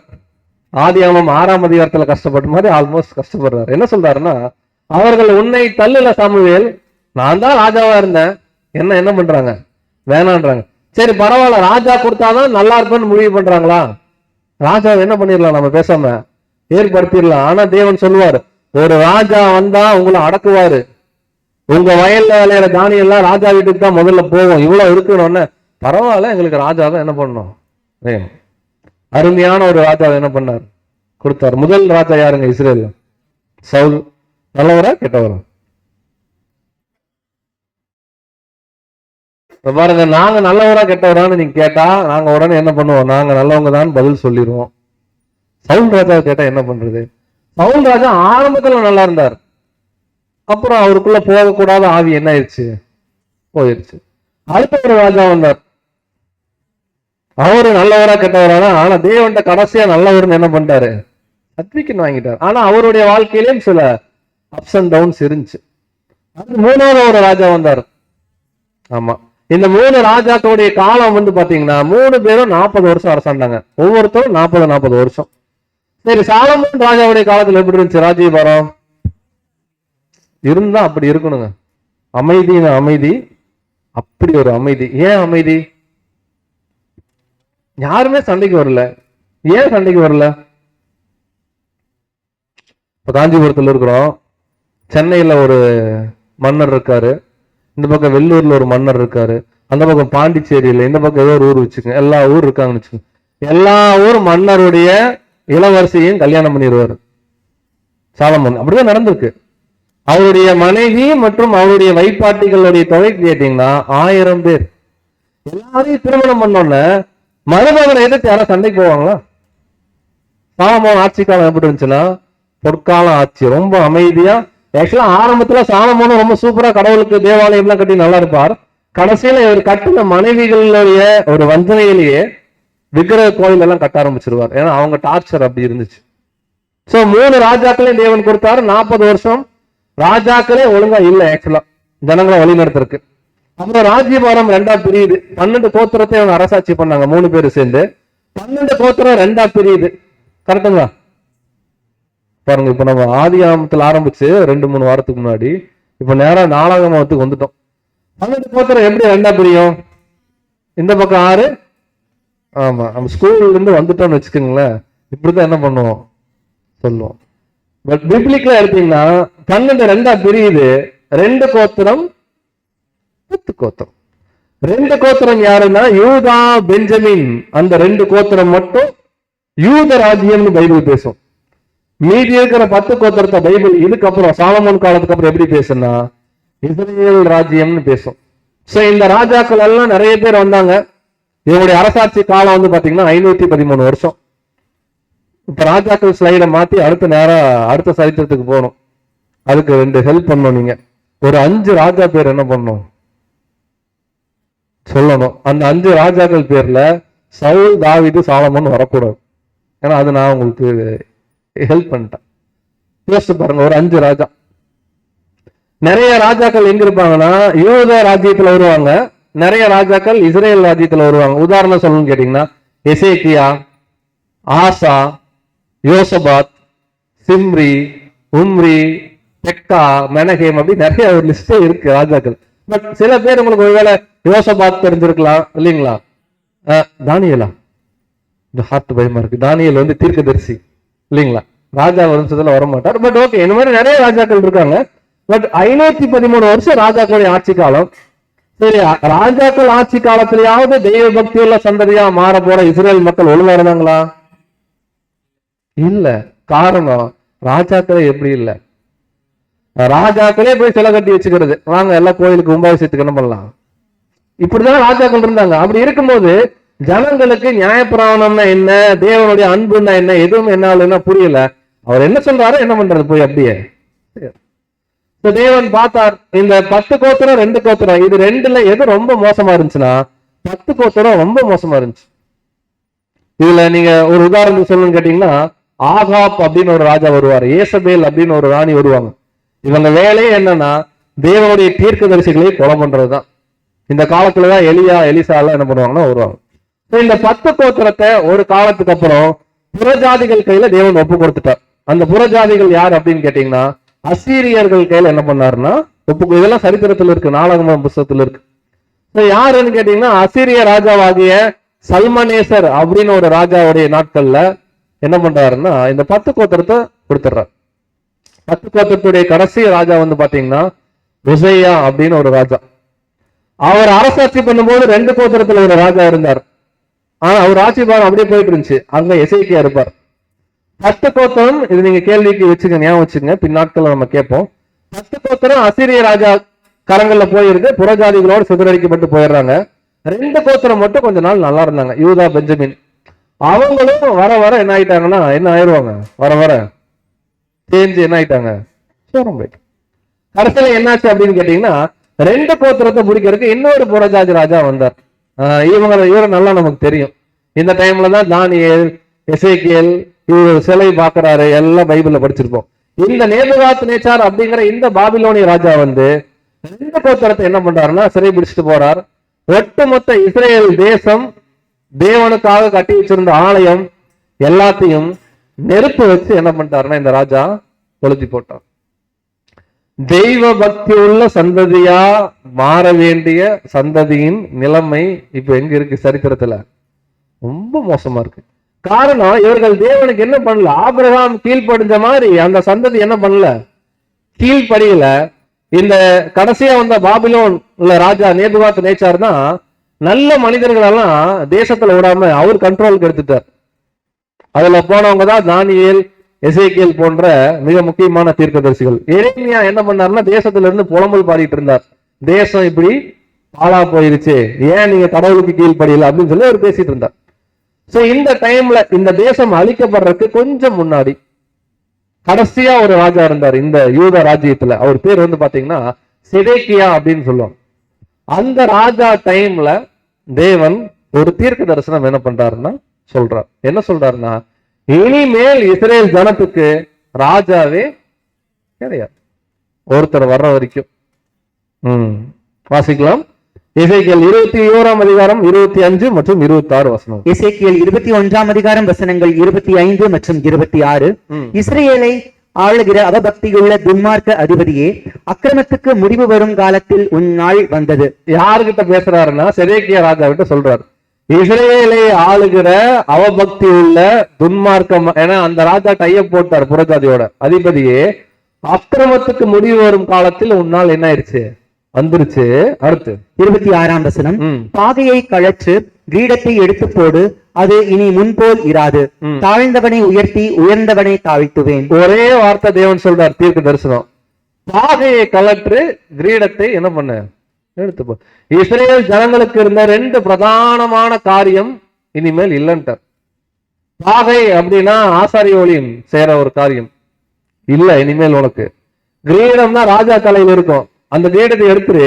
இனிமேல் இஸ்ரேல் தேசத்துக்கு ராஜா கிடையாது, ஆசாரியன் கிடையாது. ஆசாரியன்னா தேவன் அங்கீகரிக்கிற அளவுக்கு ஆரோனை போல கிடையாது. அத கவிழ்ப்பேன் கவிழ்ப்பேன் கவிழ்ப்பேன். வாசிக்கலாம். அதுல 27ஆம் வசனம். 27ஆம் வசனம். அதை கவிழ்ப்பேன் கவிழ்ப்பேன் கவிழ்ப்பேன், உரிமைக்காரனானவர் வருமட்டும் அது இல்லாதிருக்கும், அவருக்கே அதை கொடுப்பேன் என்று கர்த்தராகிய ஆண்டவர் சொல்லுகிறார். சோ உரிமைக்காரர் யாரு? கர்த்தராகிய இயேசு கிறிஸ்து. அவர் வர்ற வரைக்கும் இஸ்ரேலுக்கு ராஜா கிடையாது. அந்த ராஜ்யத்தை கவிழ்ப்பேன் கவிழ்ப்பேன் கவிழ்ப்பேன். ஏன் 3 கவிழ்ப்பேன்னா, இந்த நேபுகாத்நேச்சார் படையெடுக்கும் போது 3 டைம் முற்றுகை போடுவார் தேசத்தை. ஒவ்வொரு முற்றுகையும் ஒவ்வொரு காரியம் நடக்கும். கம்ப்ளீட் தேசம் போயிருச்சு, இயேசு கிறிஸ்து வர வரைக்கும் உங்களுக்கு ராஜாவே கிடையாதுன்னு என்ன பண்ணிட்டாருன்னா சொல்லிட்டார். சரி, எவ்வளவு வருஷம் இந்த தேசம் பாழா கடந்துச்சு அப்படின்னு கேட்டீங்கன்னா 70 வருஷம் தேசம் பாழாக என்ன ஆச்சுன்னா கடந்துச்சு. வாசிக்கலாம். 2 நாளாகமம் 36ஆம் அதிகாரம் 21ஆம் வசனம். 2 நாளாகமம் 36ஆம் அதிகாரம் 21ஆம் வசனம். கர்த்தர் எரேமியாவின் வாயினாலே சொன்ன வார்த்தை நிறைவேறும்படிக்கு தேசம் தன்னுடைய ஓய்வு வருஷங்களை ரம்யமாய் அனுபவித்து தீருமட்டும் அது பாழாய் கிடந்த நாளெல்லாம், அதாவது 70 வருஷம் முடிய மட்டும் ஓய்ந்திருந்தது. அப்ப தேசம் 70 வருஷம் எப்படி இருந்துச்சு? பாழா கிடந்து. இப்ப தேவன் பாக்குறார் பரலோகத்திலிருந்து, ஆபிரகாமுடைய சந்ததி தெய்வ பக்தி உள்ள சந்ததியா மாறணும், வானத்து நட்சத்திரம் கடற்கரை மணல் வெளியே வரணும். ஆனா இப்ப நிலைமை எப்படி இருக்கு? பாலா. இப்ப என்னதான் பண்றது? நியாயப்பிரமாணத்தை கொடுத்து பார்த்தாச்சு, பலிகள் கொடுத்து பார்த்தாச்சு, நியாயாதிபதிகள் கொடுத்தேன், ராஜாக்கள் கொடுத்தேன், என்னெல்லாம் வேணுமோ எல்லாம் கொடுத்தேன். ஆனா எனக்கு அவங்க என்ன பண்ணல, கீழ்படியல. இப்ப தேவன் கடைசியா ஒரு ரிஸ்க் எடுக்கிறார்.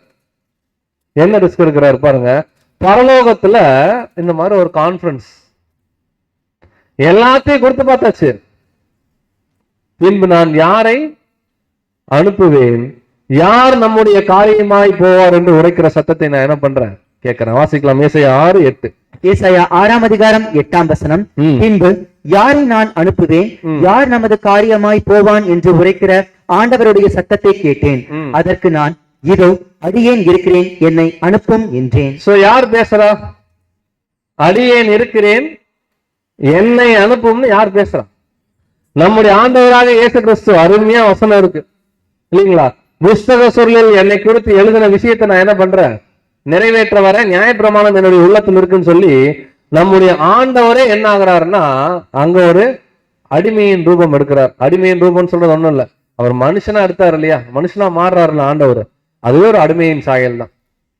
கிளியரா பாத்தீங்கன்னா இறுதியா நம்முடைய ஆண்டவரே முயற்சியில் இறங்குறார். அட்லீஸ்ட் நானாவது போய் இந்த ஜனங்கள் என்ன பண்றேன் ரட்சிக்கிறேன்னு சொல்லி ஒரு சரியான டைம்ல நம்முடைய ஆண்டவர் மரியாள் அப்படின்னு சொல்லக்கூடிய இல்லையா, கன்னி மரியாள் அப்படின்னு சொல்லுவோம், அவங்களுடைய வயிற்றுல அவர் குழந்தைய என்ன ஆகிறாரு, ஒரு 30 வருஷம் அப்படியே வளர்றார்.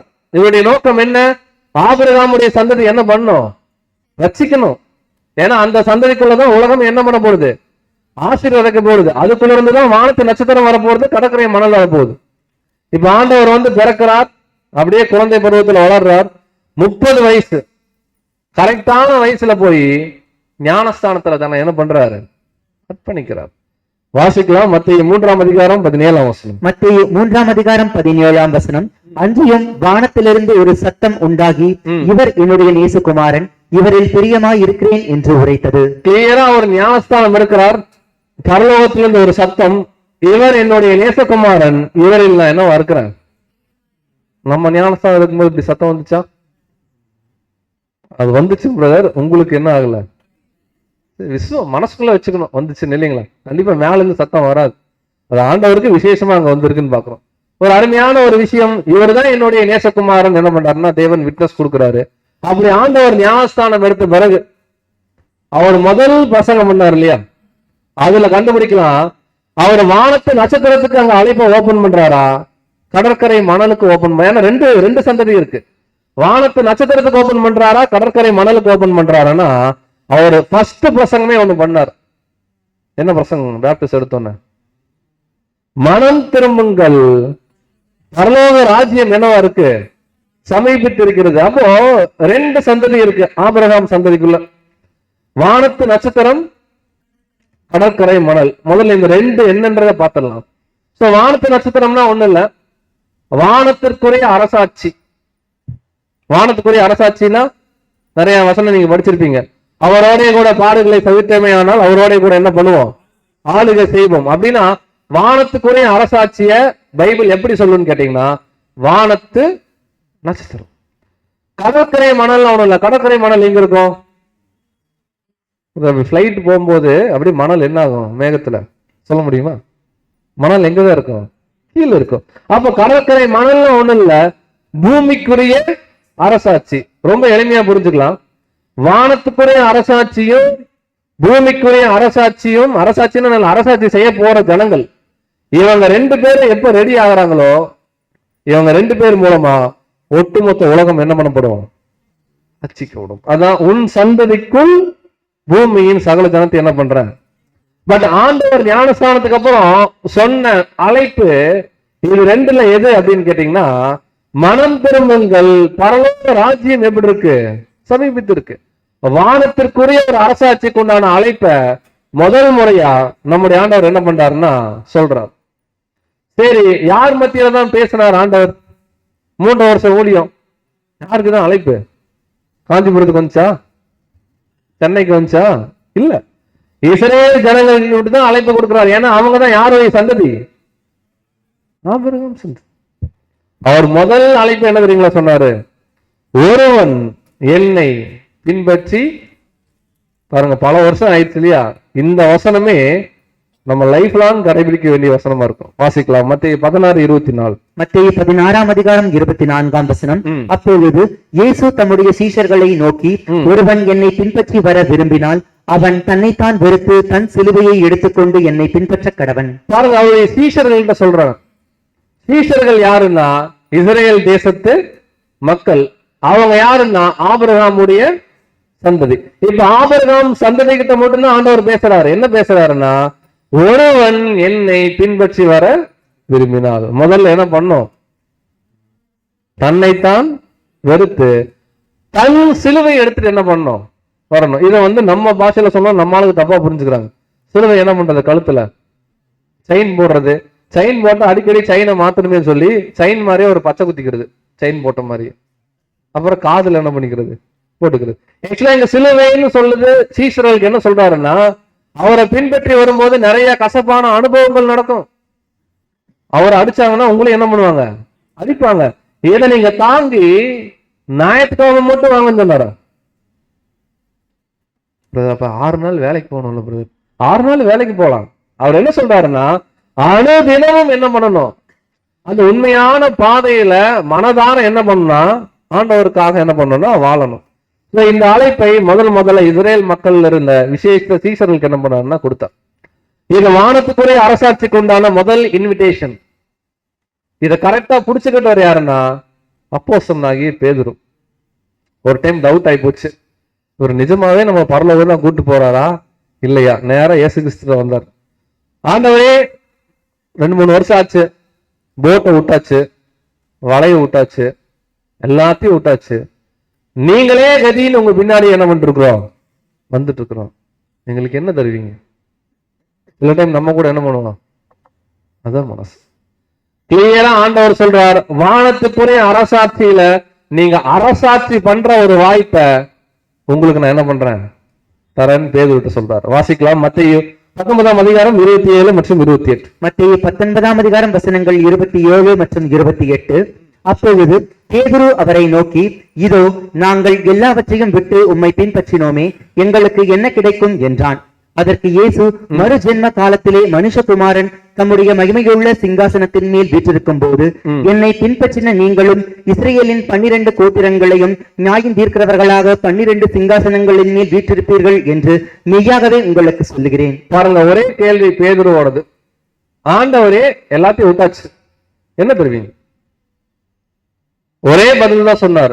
மறு ஜென்ம காலத்துல என்னுடைய 2ஆம் வருகைக்கு அப்புறம் மனுஷகுமாரன் தம்முடைய மகிமையுள்ள சிங்காசனத்துல ராஜாவா வீட்டு இருக்கும் போது இன்னைக்கு என்னை பின்பற்றின நீங்கள் இஸ்ரேலின் 12 கோத்திரத்தை நீங்க என்ன பண்ணுவீங்க?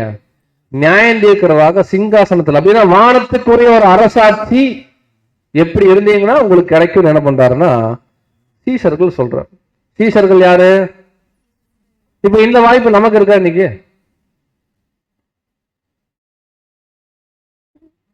ஒரு குண்டூசி போட்டீங்கன்னா சத்தம் வந்துடும். இந்த வாய்ப்பு இன்னைக்கு நமக்கு இருக்கா? நமக்கு இருக்கா இல்லையானா நம்முடைய ஆண்டவர்கிட்ட கேட்டலாம்.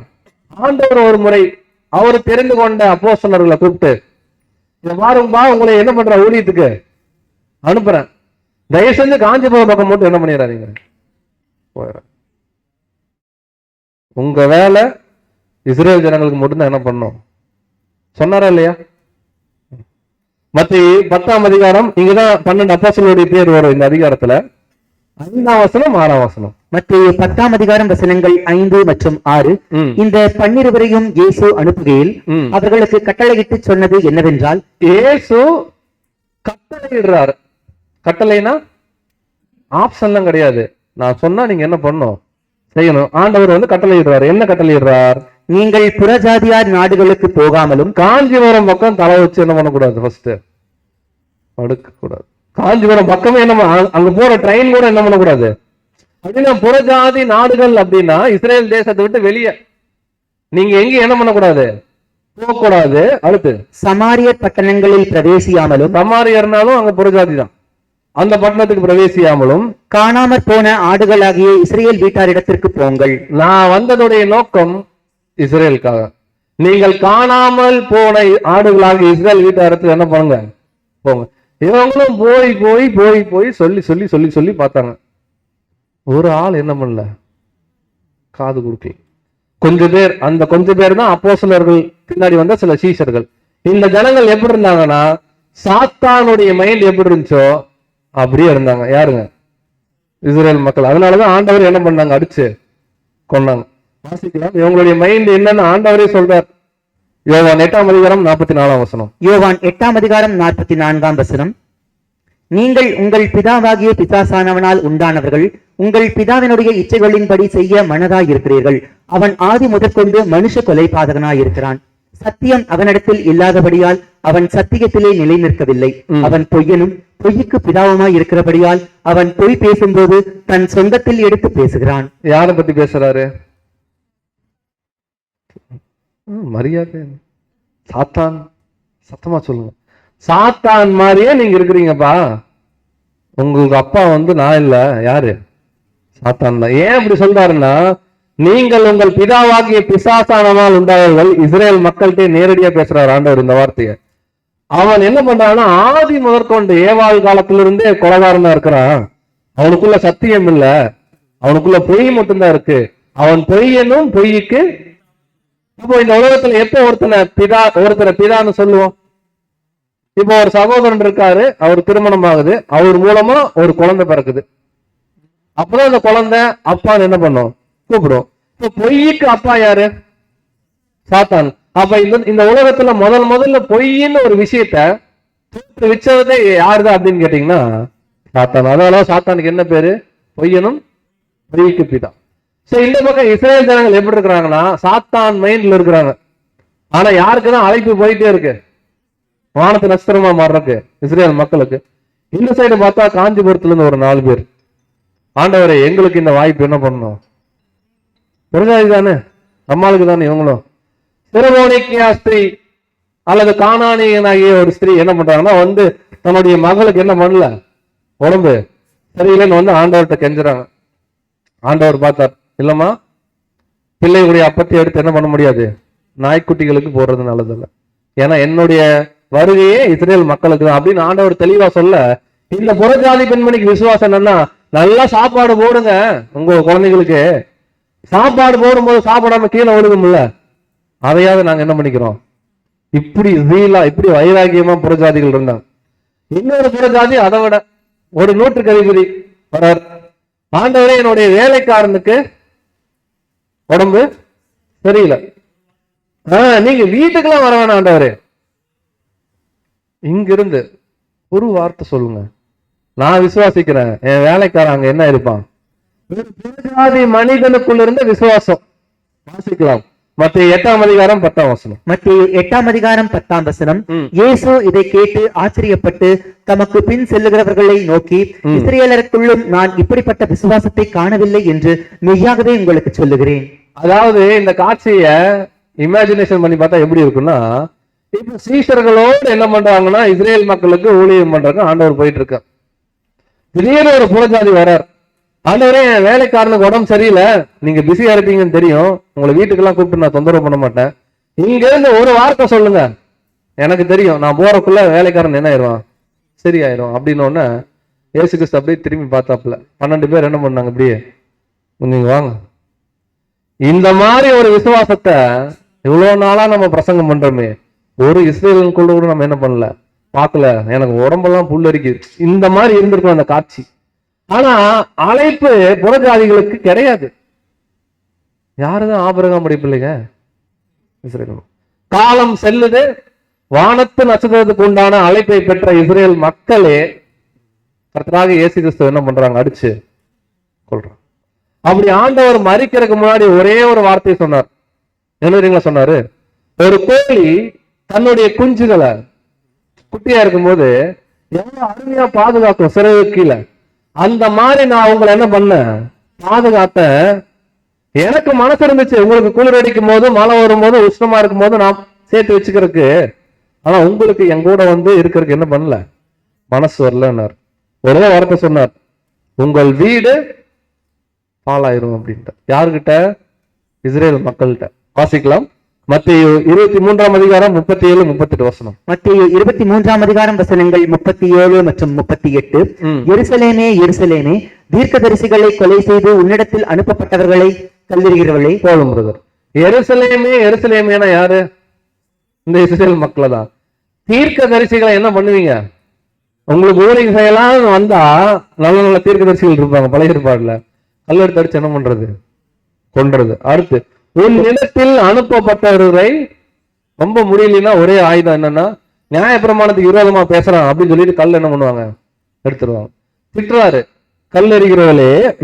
கோழி தன் குஞ்சுகளை தன் சிறகுகளின் கீழே கூட்டிச் சேர்த்துக் கொள்ளும் வண்ணமாக நான் எத்தனை தரமோ உன் பிள்ளைகளை கூட்டிச் சேர்த்துக் கொள்ள மனதாயிருந்தேன், உங்களுக்கோ மனதில்லாமற் போயிற்று.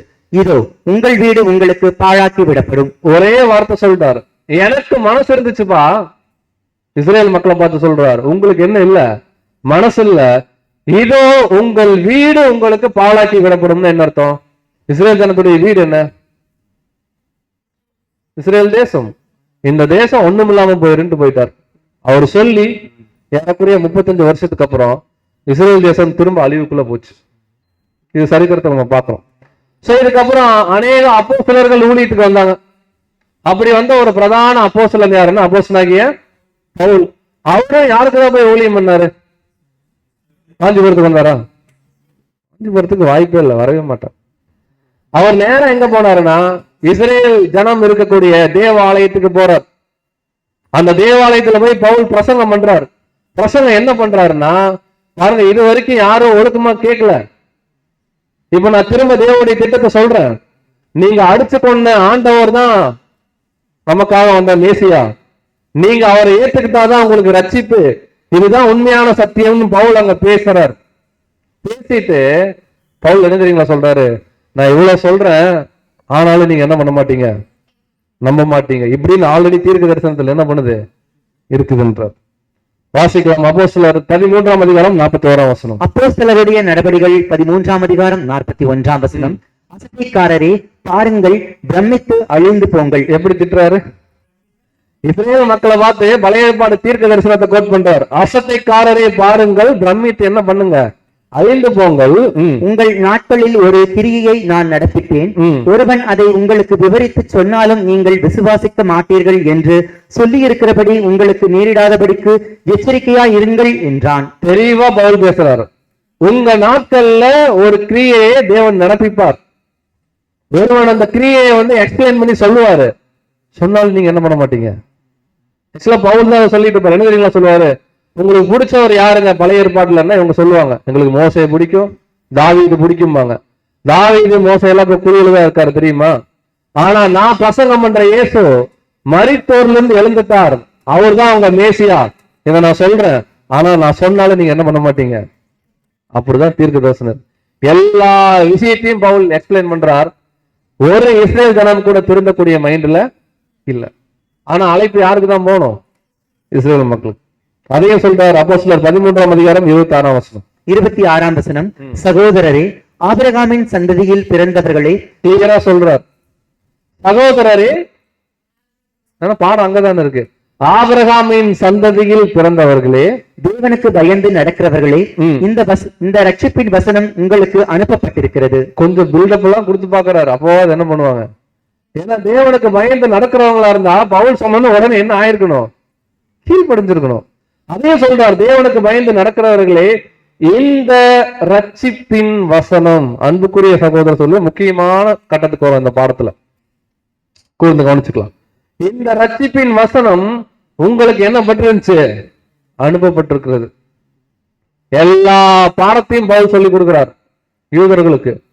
வெளியே பார்த்தா அந்த தேவாலயத்துக்கு வெளியே புறஜாதிகள்லாம் கூட்டமா நின்று இருக்காங்க.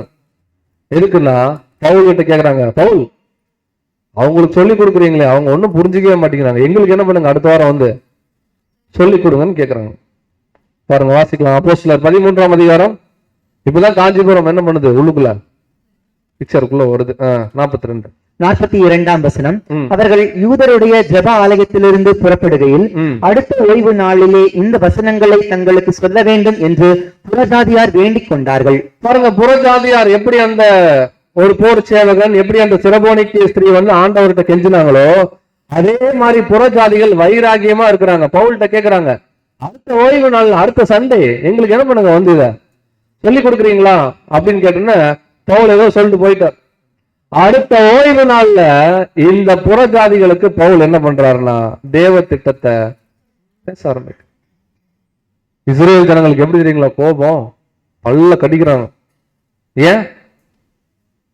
யாருக்கு தான் சொல்லணும்? எங்களுக்கு தான் சொல்லணும். இது எப்படின்னு கேட்டீங்கன்னா நம்ம கிறிஸ்தவ நண்பர்கள் மாதிரி பைபிளுக்குள்ள என்ன இருக்குன்னு தெரியாது, ஆனா பைபிளை யாராவது பத்தி பேசினாங்கன்னு எப்படி வரும் கோபம்? ஏன்னா பைபிள் எங்களுக்கு புரியுது அப்படிங்கிற மாதிரி. ஆனா பவுல் கிளியரா சொல்றாரு, இவ்வளவு தூரம் உங்களுக்கு சொன்னோம், நீங்க ஒரு ஆள் கேட்கிற மாதிரி தெரியல, நாங்க நேரம் பஸ் ஏறி காஞ்சிபுரம் என்ன பண்றோம் சொன்னாரா இல்லையா? சொன்னார். வாசிக்கலாம். அதுல 45, 46 வசனங்கள் 45 மற்றும் 46. யூதர்கள் ஜனக்கூட்டங்களை கண்டபோது பொறாமையினால் நிறைந்து பவுலினால் சொல்லப்பட்டவைகளுக்கு எதிரடையாய் பேசி விரோதித்து தூஷித்தார்கள். அப்பொழுது பவுலும் பர்னபாவும் தைரியம் கொண்டு அவர்களை நோக்கி, முதலாவது உங்களுக்கே தேவ வசனத்தை சொல்ல வேண்டியதாக இருந்தது. நீங்களோ அதை தள்ளி உங்களை நித்திய ஜீவனுக்கு அபாத்திரராக தீர்த்துக் கொள்ளுகிறபடியினால் இதோ நாங்கள் புறஜாதியாரிடத்தில் போகிறோம். பாருங்க, 45ஆம் வசனம் இந்த பாடத்துடைய மைய வசனமே இதுதான். 45ஆம் வசனம் பவுல் சொல்றார், பவுல் போய் பிரசங்கம் பண்றதுக்கு முன்னாடி யூதர்கள் ஜனக்கூட்டத்தை கண்டபோது பயங்கர பொறாமை. எப்பவுமே ஒரு பொருள் நம்ம வசத்துல இருக்கும்போது பொறாமை வராது, சும்மா கீழே போட்டு வச்சிருப்போம். அந்த பொருள் எடுத்து இன்னொருத்தர் யூஸ் பண்ணாருன்னு வச்சுக்கோங்களேன், அப்பதான் பொறாமை வரும். அந்த பொருள் என்னோடதாச்சே, ஆனா நம்ம கிட்ட இருக்கும்போது என்ன பண்ண மாட்டோம், சும்மா மூலையில கிடந்துட்டு இருக்கும். அதே பொருள் ஒருத்தர் யூஸ் பண்ணும்போது பொறாமை வரும். இதே மாதிரிதான் தேவ திட்டம் யூதர்களுக்கு போகும்போது அதை புரிஞ்சுக்கல. அதே தேவனுடைய அழைப்பு சுவிசேஷம் ஜாதிகளுக்கு போகும்போது யூதர்கள் பொறாமையினாலே நிறைந்து பவுலினால் சொல்லப்பட்டவர்களுக்கு என்ன பண்றாங்க, எதிரடையாய் பேசி தூஷிக்கிறாங்க. நீ எல்லாம் நல்லாவே இருக்க மாட்டேன் திட்டுறாங்க பவுல. பவுல் ஒன்னும் கண்டுக்கவே இல்லை. பவுல் கிளியரா என்ன சொன்னாருன்னா, இத பாருங்க, முதலாவது உங்களுக்கு தான் அழைப்பு சொன்னமா, ஆண்டவர் சொன்னார். பேதுரு சொன்னாரா? வீடு அப்போஸ்தலர்கள் சொன்னாங்களா? சீஷர்கள் சொன்னாங்களா? நாங்களும் சொல்றோமா? எல்லாம் சொல்லியும் நீங்க என்ன பண்ணல, தேவ வசனத்தை சொல்ல வேண்டியதா இருந்தது. நீங்களும் அதை தள்ளி உங்களை நித்திய ஜீவனுக்கு அபாத்திரராக, எங்களுக்கெல்லாம் இது வேணாம் அப்படின்னு நீங்க சொன்னனால புறஜாதிகாரத்தில் என்ன பண்றோம்? அப்படி ஒரு மேன்மையான ஒரு அழைப்பு, வானத்து நட்சத்திரமாக மாறக்கூடிய வாய்ப்பு இஸ்ரேல் ஜாதிகள் இருந்து புற ஜாதிகளுக்கு இப்ப என்ன ஆகுது, மாறுது. அப்ப வானத்து நட்சத்திரம் அப்படியக்கூடிய இந்த மேன்மையான அழைப்பு முதல்ல இஸ்ரேல் ஜனங்களுக்கு கொடுக்கப்பட்டிருந்துச்சு நம்முடைய ஆண்டவருடைய வருகை நாட்கள். இந்த அழைப்பு இப்ப நேரம் அவங்க கிட்ட இருந்து யாருக்கு வருது அப்படின்னு கேட்டீங்கன்னா புற ஜாதிகள் தவிர நமக்கு வந்துருச்சா? சந்தோஷமா? கேள்வி, நமக்கு ஆபிரகாம் என்ன வேணும்? தகப்பனா? டிஎன்ஏ டெஸ்ட் எடுக்க வச்சிருவாங்க, வெளில போனாங்க. புற ஜாதிகள் ஆபிரகாமின் சந்ததியா? எவ்வளவு கஷ்டப்பட்டு தேவன் ஈசாக்கு, யாக்கோபு, 12 கோத்திரம், நியாயாதிபதிகள், ராஜாக்கள், ஆண்டவராக இயேசு கிறிஸ்துவே வந்து ஆபிரகாம் சந்ததிக்கு தான் பிரசங்கம் பண்ணார். திடீர்னு அப்போஸ்தலனாகிய பவுல் வந்து நாங்க புறஜாதிக்கு போறோம் அப்படின்னா அப்படியே தேவத்திட்டம் மாறிடுமா? ஆனா பவுல் சொன்னா கரெக்டா இருக்கும். இப்ப கேள்வி, நம்ம ஜஸ்டிபிகேஷன் பண்ணணும். புறஜாதிகளாகிய நாம ஆபிரகாமின் சந்ததியா? பவுல் சொல்லிட்டாரு, அப்ப கண்டிப்பா ஆபிரகாம் சந்ததி தான். பதில் எப்படி? இவ்வளோ அடுத்த வாரம் இல்ல, கவலைப்படாதீங்க, அடுத்த வாரம் நான் வரமாட்டேன், இப்பயே சொல்லிட்டு போயிரு. சகல ஜனங்களும் எல்லாம் ஒண்ணு விட்டு சொந்தக்காரங்க தாங்க, எல்லாமே ஆதாமுக்குள்ள வந்துருவாங்க, புரியுது. பட் பவுல் தெளிவா சொல்றாருல்ல, நாங்க புறஜாதிக்கு போறோம்னு. அப்ப புறஜாதிகளுக்கும் ஆபிரகாமுக்கு என்ன கனெக்ஷன் அப்படின்னா, ஆபிரகாமை தேவனுக்கு உகந்தவராக அல்லது தேவனுடைய தாசனாக மாத்தினது எதுவோ அது நமக்குள்ள இருந்த போதும் நம்மளும் ஆபிரகாமும் ஒரே லைன், அவ்வளவுதான். ஆபிரகாம் எப்படி தேவனுக்கு ஃப்ரெண்ட் ஆனாரு? முன்ன பண்ண சொந்தக்காரர். ஆபிரகாம் தேவனை இம்ப்ரெஸ் பண்ணது காரணம் விசுவாசம். இப்ப யாரெல்லாம் விசுவாசத்துல தேவ பிள்ளைகளா இருக்கிறாங்களோ அவர்கள் அந்த விசுவாசத்தின் அடிப்படையில ஆபிரகாமோட என்ன ஆகுறாங்கன்னா கனெக்ட் ஆகுறாங்க. படிக்கலாம். ரொம்ப அருமையா பவுல் எழுதுறார் இந்த விஷயத்த. கலாத்தியர் 3ஆம் அதிகாரம் 8-9 வசனம். கலாத்தியர் 3ஆம் அதிகாரம் வசனங்கள் 8 மற்றும் 9. மேலும் தேவன் விசுவாசத்தினாலே புறஜாதிகளை நீதிமான்களாக்குகிறார் என்று வேதம் முன்னாக கண்டு உனக்குள் சகல ஜாதிகளும் ஆசீர்வதிக்கப்படும் என்று ஆபிரகாமுக்கு சுவிசேஷமாய் முன்னறிவித்தது. அந்தப்படி விசுவாச மார்க்கத்தார் விசுவாசமுள்ள ஆபிரகாமுடனே ஆசீர்வதிக்கப்படுகிறார்கள். ஒரே வரிதான். தேவன் விசுவாசத்தினாலே புற ஜாதிகளை நீதிமான் ஆக்கிறார் என்று வேதம் முன்னாக என்ன பண்ணுது? அப்ப எந்த விசுவாசம் அந்த நூற்றுக்கு அதிபதி கிட்ட இருந்துச்சோ, எந்த விசுவாசம் அந்த சிறபோனிக்க ஸ்திரீ கிட்ட இருந்துச்சோ, இது ஆண்டவர் பார்க்கிறார். பட் ஆண்டவருடைய கண்டிஷன் என்னன்னா, முதலாவது இந்த அழைப்பு யாருக்கு போகணும்? முழுமையா இஸ்ரேல் லிட்டரலான ஜனங்களுக்கு போகணும். இந்த அழைப்பு பிற்காலத்துல புறஜாதிகளுக்கு வரும் அப்படிங்கிறது ஆண்டவருக்கு நல்லா தெரியும். அதுல விசேஷமா பவுல் போன்ற அப்போஸ்தலர்களை புறஜாதிகளுக்காக டெடிகேட் பண்ணார். இத பவுல் தான் சொல்றார். அந்தபடி விசுவாச மார்க்கத்தார் விசுவாசமுள்ள ஆபிரகாமோடனே கூட என்ன பண்றாங்க? ரொம்ப சிம்பிள். ஒரு வரியில நம்ம சொல்லணும்னா, இன்னைக்கு அந்த பரலோக வாய்ப்பு, வானத்து நட்சத்திரமா மாறக்கூடிய வாய்ப்பு யூதர்களுக்கு மட்டும்தான் இருக்கா? யாருக்கு இருக்கு? யூதன் என்றும் இல்லை, கிரேக்கன் என்றும் இல்லை, ஆண் என்றும் இல்லை, பெண் என்றும் இல்லை, அடிமை என்றும் இல்லை, சுயாதனன் என்றும் இல்லை. அவங்க காஞ்சிபுரத்துல இருக்கலாம், இல்லைங்களா? அமெரிக்கால இருக்கலாம், ஏன் இன்னைக்கு இஸ்ரேல் தேசத்துல கூட இருக்கலாம். அவங்களுக்கு வாய்ப்பு இருக்கு. பட் அவர்கள் எல்லாரும் நம்முடைய ஆண்டவராகிய இயேசு கிறிஸ்துவை ரட்சகராக முதல்ல என்ன பண்ணணும்? ஏற்றுக்கோங்க. இன்னைக்கு இஸ்ரேல் ஜனங்களுக்கு அதான் பிரச்சனையே. யார் ஒருவர் அவரை ரட்சகராக ஏற்றுக்கொள்றாங்களோ, ஏன்னா பவுல் அதான் சொல்றார், உங்கள் நாட்களில் ஒரு கிரியை தேவன் என்ன பண்ணுவாரு? ரட்சகரை உயிர் தெழுப்புவார் ஆண்டவர். அப்படி உயிர் தெழுப்புறவர் தான் மேசியான்னு நீங்க நம்புங்க. அவர் மூலமா தான் ரட்சிப்பு. அவங்க நம்பல, அந்த வாய்ப்பு இப்ப யாருக்கு வந்துருச்சு? நமக்கு வந்துருச்சு. சோ நமக்குள்ள நம்ம யாரா வேணா இருக்கலாம். நம்ம எல்லாரும் ஆபிரகாமுடைய சந்ததி. எப்படின்றத அருமையா பவுல் சொல்றாரு பாருங்க. கலாத்தியர் 3ஆம் அதிகாரம் 28-29 வசனங்கள் 28 மற்றும் 29. யூதன் என்றும் கிரேக்கன் என்றும் இல்லை, அடிமை என்றும் சுயாதீனன் என்றும் இல்லை, ஆண் என்றும் பெண் என்றும் இல்லை, நீங்கள் எல்லாரும் கிறிஸ்து இயேசுவுக்குள் ஒன்றாயிருக்கிறீர்கள். ஒரே பாயிண்ட் இங்க இருக்கிற நம்ம எல்லாரையும் இணைக்குது. நம்ம அடிமையா இருக்கலாம், சுயாதீனனா இருக்கலாம், ஆணா இருக்கலாம், பெண்ணா இருக்கலாம், யூதனா இருக்கலாம், இஸ்ரேல் தேசத்துல பிறந்திருக்கலாம், இல்ல புறஜாதியா காஞ்சிபுரத்துல இருக்கவங்களா இருக்கலாம். நம்ம எல்லாரையும் இணைக்கிற ஒரே கோர் பாயிண்ட் என்னன்னா, நீங்கள் எல்லாரும் கிறிஸ்து இயேசுவுக்குள் என்னவா இருக்கீங்க? ஒன்றா இருக்கிறீங்க. அடுத்து, கிறிஸ்து யாருடைய சொந்தக்காரரு? லிட்டரலாவே கிறிஸ்து ஆபிரகாமுடைய வம்சத்துல வந்தவர், யூதா கோத்திரத்துல பிறந்தவர். நமக்கு ஆண்டவர் சொந்தக்காரர்னா இன்டைரக்டா நம்ம யாருடைய சொந்தக்காரங்க? முற்பிதாவாகிய ஆபிரகாம். நீங்க மத்தேயு 1:1 வாசிச்சீங்கன்னா, வாசிக்க வேணாம், வாசிச்சீங்கன்னு சொல்றேன், ஆபிரகாமுடைய குமாரனும் தாவீதின் குமாரனுமான இயேசு கிறிஸ்துவின் வம்ச வரலாறு. இப்ப இயேசு கிறிஸ்துடைய வம்ச வரலாறுல நம்ம வந்துட்டோம். அப்ப இன்டைரக்டா நம்ம யாருடைய வம்சம் கேட்டீங்கன்னா ஆபிரகாமுடைய வம்சம். அதான் கீழே சொல்றாரு, அருமையா வாசிக்கலாம். 29ஆம் வசனம். நீங்கள் கிறிஸ்துவினுடையவர்களானால் ஆபிரகாமின் சந்ததியாராயும் வாக்குத்தத்தத்தின்படியே சுதந்திரராயும் இருக்கிறீர்கள். நாம மட்டும் நம்முடைய ஆண்டவரை ஏற்றுக்கொண்டோம்னா நீங்கள் ஆபிரகாமின் சந்ததி. இப்ப பிரச்சனை என்ன? ஆபிரகாமின் சந்ததி தான் வானத்து நட்சத்திரம், கடற்கரை மணல் பாக்குறோம். அப்ப நாம அந்த வானத்து நட்சத்திரமா மாறணும்னா நாம் யாருடைய சந்ததியா வரணும்? ஆபிரகாம். நாம விசுவாசத்தின் மூலமா ஆண்டவரை ஏற்றுக்கொள்ளும் போது வசனம் சொல்லுது, பவுல் பேசுறார், நீங்கள் கிறிஸ்துவின் உடையவர்களானால், நாம கிறிஸ்துவின் உடையவர்கள் ஆயிட்டோம் அப்படின்னா நாம ஆபிரகாமின் சந்ததியாராயும் வாக்கு தத்தத்தின்படி. என்ன வாக்கு தத்தம்? வானத்து நட்சத்திரம். அதுதான் இப்ப ஆண்டவர் கொடுத்த விஷயம்.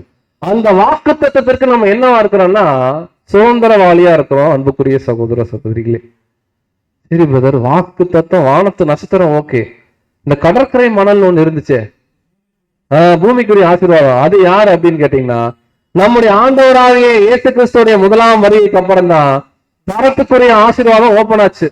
ஏன்னா ஆண்டவர் வந்தாரு. பட் அவர் வர்றதுக்கு முன்னாடி அநேகம் பேர் தேவனுக்காக வாழ்ந்தாங்களா இல்லையா? அதுல விசேஷமா இஸ்ரேல் ஜனத்துல தேவனுடைய பட்சத்துல இருந்த அநேக நீதிமான்கள் இருக்காங்க இல்லைங்களா? அந்த நீதிமான்கள் எல்லாருக்கும் தேவன் கொடுக்கிற ஒரு அருமையான ஆசீர்வாதம். இதுவும் குறைஞ்ச ஆசீர்வாதம் எல்லாம் கிடையாது. பூமியில ஆண்டவரை மகிமைப்படுத்தக்கூடிய ஒரு வாய்ப்பு. கடற்கரை மணல். அப்ப வானத்துக்குரிய அரசாட்சியும் பூமிக்குரிய அரசாட்சியும் ரெடி ஆனா ஒட்டுமொத்த உலகம் என்ன ஆகும்? ஆசீர்வதிக்கப்படும். பூமிக்குரிய அரசாட்சி ஆல்ரெடி என்ன ஆயிடுச்சு? ஏன்னா முதலாம் வருகைக்கு முன்னாடியே இஸ்ரேல் தேசத்துல ரெடி ஆயிடுச்சு. நிறைய பேர் மறிச்சிருக்காங்க இல்லைங்களா? அவங்க எல்லாரும் இந்த பிளஸிங்ஸ் வர போறாங்க. ஒரு உதாரணத்துக்கு இந்த ஆசீர்வாதத்துடைய ஓனர் ஆபிரகாம் இருக்காரு இல்லையா, அவரே இந்த பிளஸிங்குள்ள தான் பண்ண போறாரு, வரப்போ. ஏன்னா மனம் திரும்புங்கள் பரலோக ராஜ்யம்ன்றதே கர்த்தராகிய இயேசு கிறிஸ்துக்கு அப்புறம் என்ன ஆகுதுன்னா ஓப்பன் ஆகுது. இப்ப கேள்வி, வானத்துக்குரிய அரசாட்சிக்கு உண்டான இந்த வாய்ப்பு இன்னைக்கு முடிஞ்சிருச்சா இல்ல இன்னும் ஓப்பன்ல இருக்கா? இப்ப நம்ம எதுக்கு அழைக்கப்பட்டிருக்கோம்? வானத்திற்குரிய ஒரு அரசாட்சி.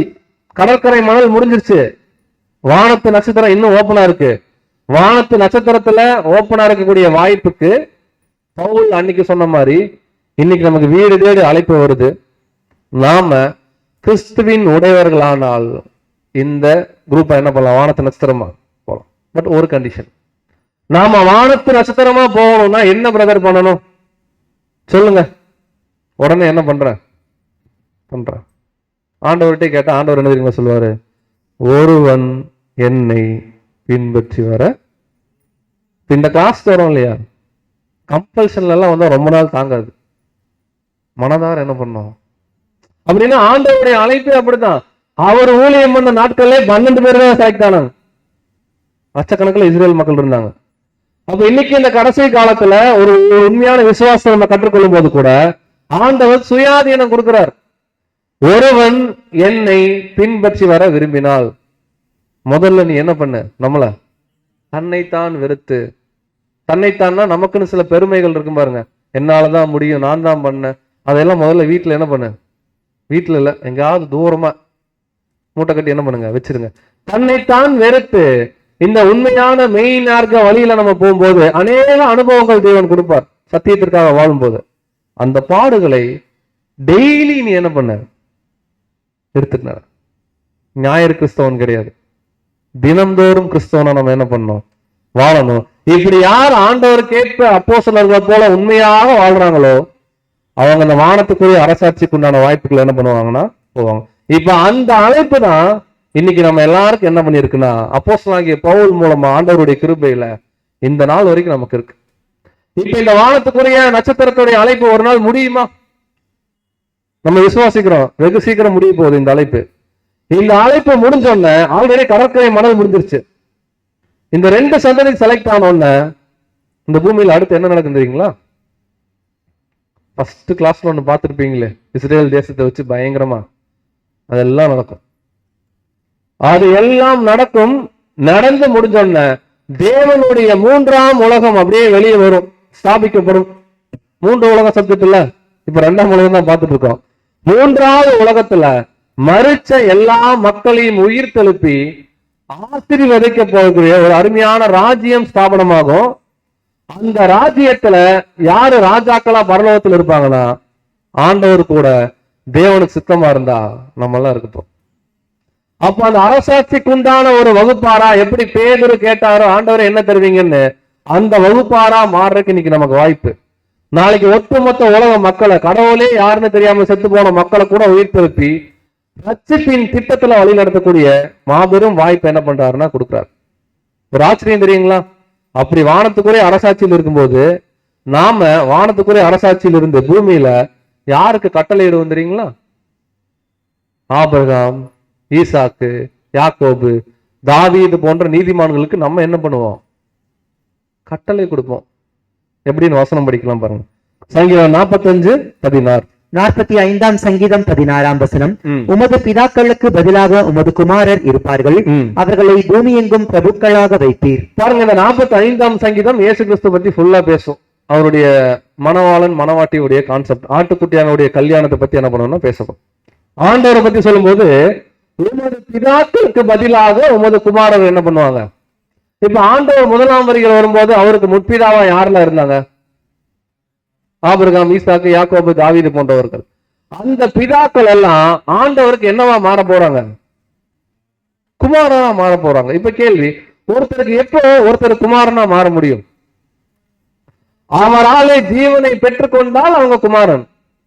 இப்ப ஆண்டவருடைய வருகை நாட்கள்ல ஆண்டவர் இவங்க எல்லாருக்கும் என்ன பண்ண போறாருன்னா உயிர் கொடுக்க போறார், உயிர் தெழுப்ப போறார். உயிர் கொடுக்கிற ஆண்டவர் இங்க என்னவா இருக்காருன்னா அவங்களுக்கெல்லாம் அப்பா ஸ்தானத்துல இருப்பார். அதான் கிளியரா சொல்றார், உமது பிதாக்கள் எல்லாம் உமக்கு என்னவா மாற போறாங்க, குமாரரா மாற போறாங்க. அப்படி இருந்த அநேக பழைய ஏற்பாட்டு காலத்துல வந்த நீதிமான்கள் எல்லாம் பூமியில என்னவா வைக்க போறீங்க? இந்த பூமிக்குரிய அரசாட்சியில முக்கிய பங்கு யாருக்கு இருக்குன்னா பழைய ஏற்பாடு முழுக்க வாழ்ந்த அநேக நீதிமான்களுக்கு ஆண்டவர் கொடுக்க போறார். ரொம்ப எளிமையா புரிஞ்சுக்கணும் அன்புக்குரிய சகோதர சகோதரிலே. 2 கவர்மெண்ட், ஒன்னு ஸ்டேட் கவர்மெண்ட், இன்னொன்னு சென்ட்ரல் கவர்மெண்ட். சென்ட்ரல் கவர்மெண்ட் பரலோகம், அங்க ஆண்டவர் இருப்பார், ஆண்டவருடைய பிள்ளைகள் இருப்பாங்க, வானத்துக்குரிய அரசாட்சி. அந்த அழைப்பு தான் இன்னைக்கு நமக்கு வந்திருக்கு. இன்னொன்னு ஸ்டேட் கவர்மெண்ட், இஸ்ரேல் ஜனத்துல வாழ்ந்த அநேக நீதிமான்கள் இங்க இருக்க போறாங்க பூமியில. வானத்துல இருந்து என்ன கட்டளை வருதோ பூமியில என்ன பண்ண போறாங்க, செயல்படுத்தி உயிர் தெழுந்த மக்களை ஆசீர்வதிக்க போறோம். இந்த ராஜ்யம் அருமையாக இன்னும் கொஞ்ச நாள் என்ன போகுதுன்னா பூமியில தோன்ற போகுது. இந்த ராஜ்யத்துக்கு உண்டான ராஜாக்களுடைய செலக்ஷன் தான் இப்ப எங்க நடந்துட்டு இருக்குன்னா, அப்ப இன்னும் கொஞ்ச நாள்ல இந்த 2ஆம் உலகம் என்ன ஆக போகுது, அழிய போகுது. இதைதான் பேதுரு சொல்றார். வாசிக்கலாம் 2 பேதுரு 3ஆம் அதிகாரம் 7ஆம் வசனம். 2 பேதுரு 3ஆம் அதிகாரம் 7ஆம் வசனம். இப்பொழுது இருக்கிற வானங்களும் பூமியும் அந்த வார்த்தையினாலேயே அக்னிக்கு இரையாக வைக்கப்பட்டு தேவ பக்தி இல்லாதவர்கள் நியாயம் தீர்க்கப்பட்டு அழிந்து போகும் நாள் வரைக்கும் காக்கப்பட்டிருக்கிறது. அப்போ இப்ப இருக்கிற இந்த 2ஆம் உலகம் இன்னும் கொஞ்ச நாள் என்ன ஆக போகுது, கம்ப்ளீட்டா அழிய போகுது. அதற்கு உண்டான சில சயின்ஸ் தான் இன்னைக்கு அங்கங்க என்ன பண்ணிட்டு இருக்கோம், கேள்விப்பட்டிருக்கோம், பார்த்துட்டு இருக்கோம். அப்படி இந்த 2ஆம் உலகம் அழிவதற்கு முன்னாடி இந்த 2 சந்ததி, வானத்து நட்சத்திரமும் கடற்கரை மணலும் என்ன ஆயிரும், ரெடி ஆயிரும். ஆல்ரெடி கடற்கரை மணல் என்ன ஆயிடுச்சு, ரெடி ஆயிடுச்சு. பெண்டிங் என்னதான் இருக்கு, வானத்து நட்சத்திரம். அந்த அழைப்பு தான் இன்னைக்கு நமக்கு என்ன இருக்குன்னு வந்திருக்கு. இந்த வானத்து நட்சத்திரமும் ரெடியான பிறகு இந்த உலகம் ஒரு மாபெரும் ஒரு ப்ராசஸ்குள்ள போகும். அதுக்கப்புறம் உயிர்த்தெழுதலின் காரியங்கள்லாம் ஆரம்பிக்கும். அப்படி ஆரம்பிக்கும் போது ஆபிரகாம் சொன்ன 3வது ஆசீர்வாதம், உன் சந்ததிக்குள் இந்த வானத்து நட்சத்திரம் இந்த கடற்கரை மணலை வச்சு பூமியில் உள்ள சகல ஜாதிகளையும் தேவன் என்ன பண்ண போறார். இது ஃபியூச்சர். அப்ப வானத்து நட்சத்திரம்னா கிளியரா பாக்குறோம், கிறிஸ்துவுக்கு பின்னாடி வந்த பரிசுத்தவான்கள். விச் மீன்ஸ் அந்த அழைப்பு நமக்கு இருக்கு. கடற்கரை மணல் யாருன்னா கிறிஸ்துவுக்கு முன்னாடி இருந்த பரிசுத்தவான்கள். அதுதான் ஆபிரகாம், ஈசாக்கு, யாக்கோபு, தாவீது போன்றவர்கள்லாம். இந்த 2 சந்ததிக்காக தான் 2ஆம் உலகத்தை தேவன் என்ன பண்ணிட்டு இருக்காரு, இப்போ நடத்த போறார். இந்த 2 சந்ததி ரெடி ஆயிருச்சுன்னா 3ஆம் உலகம் எப்படி இருக்குன்னு தெரியுங்களா? இப்ப எல்லா உலக மக்களும் உயிரோட வரப்போறாங்க ஃபியூச்சர்ல. சகல ஜாதிகளையும் 3ஆம் உலகத்துல என்ன பண்ண போறாரு, ஆசீர்வதிக்க போறார். அப்ப இந்த 3ஆம் உலகத்துல எல்லா இறந்து போன மனிதர்களும் உயிரோட வரும்போது அந்த உலகம் எப்படி இருக்கும்? இப்ப மனுஷனுக்கு நிறைய பிரச்சனை இருக்கு, அந்த பூமியில பிரச்சனை இருக்கு இல்லையா? இந்த பிரச்சனை எல்லாம் 3ஆம் உலகத்துல இருக்குமா? ஏன்னா ஆண்டவருடைய ராஜ்யம். அப்ப என்னென்ன ஆசீர்வாதம் இருக்கும், அங்க ஸ்திரீகளுக்கு என்ன ஆசீர்வாதம், அங்க சகோதரர்களுக்கு என்ன ஆசீர்வாதம், அங்க குடும்பமா இருக்கிறதுனா என்ன ஆசீர்வாதம், இந்த ஆசீர்வாதம் அவங்களுக்கு தொடர்ந்து எப்படி நீடிக்க போகுது? இன்னைக்கு சமுதாயத்துல ஏற்றத்தாழ்வு இருக்கா? பணக்காரன் கடைசி வரைக்கும் என்னவா இருக்கான், ஏழை என்ன பண்றா கடைசி வரைக்கும் ஏழையா இருக்க. இந்த ஏற்றத்தாழ்வு எல்லாம் ராஜ்யத்தில் இருக்குமா? இப்படி அநேக கேள்விகள், அதற்கு வேதாகமத்துல அநேக பதில்கள் தெளிவாக என்ன பண்ணப்படுதுன்னா காணப்படும். சோ 3ஆம் உலகம் எப்படி இருக்கும்னு பார்க்க ஆசையா? இப்பதான் நீங்க கரெக்டா லைனுக்கு வந்திருக்கீங்க. அடுத்த வாரம் தவறாம சரியாக ஒரு 6:30 மணிக்கு நம்ம அசம்பிள் ஆயிட்டோம் அப்படின்னா, இன்னும் நம்ம 3ஆம் உலகத்துக்குள்ளேயே போகல, பட் இங்க இருந்தே வேதாகமத்தின் மூலமா அந்த இன்னும் கொஞ்ச நாள்ல வரக்கூடிய 3ஆம் உலகம் எப்பேற்பட்ட உலகம், அதனுடைய ஆசீர்வாதம் என்ன அப்படிங்கிறத கண்டிப்பா அடுத்த வாரம் பாடம் பார்த்துட்டு மெய் செலுத்து தான் இந்த இடத்த விட்டு நம்ம கடந்து போவோம். அப்பேற்பட்ட ஒரு ஆசீர்வாதத்தை தேவன் வச்சிருக்கார். சோ 3ஆம் உலகம் என்ற பாடத்துல கூட தொடர்ந்து நம்ம அடுத்த வாரம் பார்க்க போறோம். இந்த வாரத்துடைய நோக்கம் என்னன்னா, தெய்வ பக்தி உள்ள சந்ததி 2ஆம் உலகத்துல வந்துச்சா பிரதர் அப்படின்னு கேட்டா, 2ஆம் உலகத்துல தெய்வ பக்தி உள்ள சந்ததி வருது. ஆனா தெய்வ பக்தி உள்ள சந்ததி இன்னைக்குதான் உட்கார்ந்து படிச்சுட்டு இருக்குது. ஓ, நான் தான் தெய்வ பக்தி உள்ள சந்ததியா? எனக்குதான் தேவன் அழைப்பு கொடுத்துருக்காரா? நான் என்ன பண்ண போறேன்? சீக்கிரமா மாற போறோம். இன்னைக்குதான் படிச்சிருக்கிறோம். வரக்கூடிய நாட்கள்ல சத்தியங்கள் நமக்கு தொடர்ந்து கைட் பண்ணும். கண்டிப்பா விசுவாசிக்கலாம். அழைத்தவர் உண்மையுள்ளவர், இந்த அழைப்பும் உண்மையுள்ளது. அவர் என்ன நோக்கத்துக்காக அழைச்சாரோ அந்த இடத்துக்கு நம்மளை கொண்டு போய் சேர்ப்பார் அப்படிங்கிற விசுவாசத்தோடு கூட தொடர்ந்து அடுத்த வாரம் நம்ம கூடுகையில கலந்து கொள்ளலாம். தேவன் தாமே இந்த காரியத்தை ஆசீர்வதிப்பாராக. ஆமென்.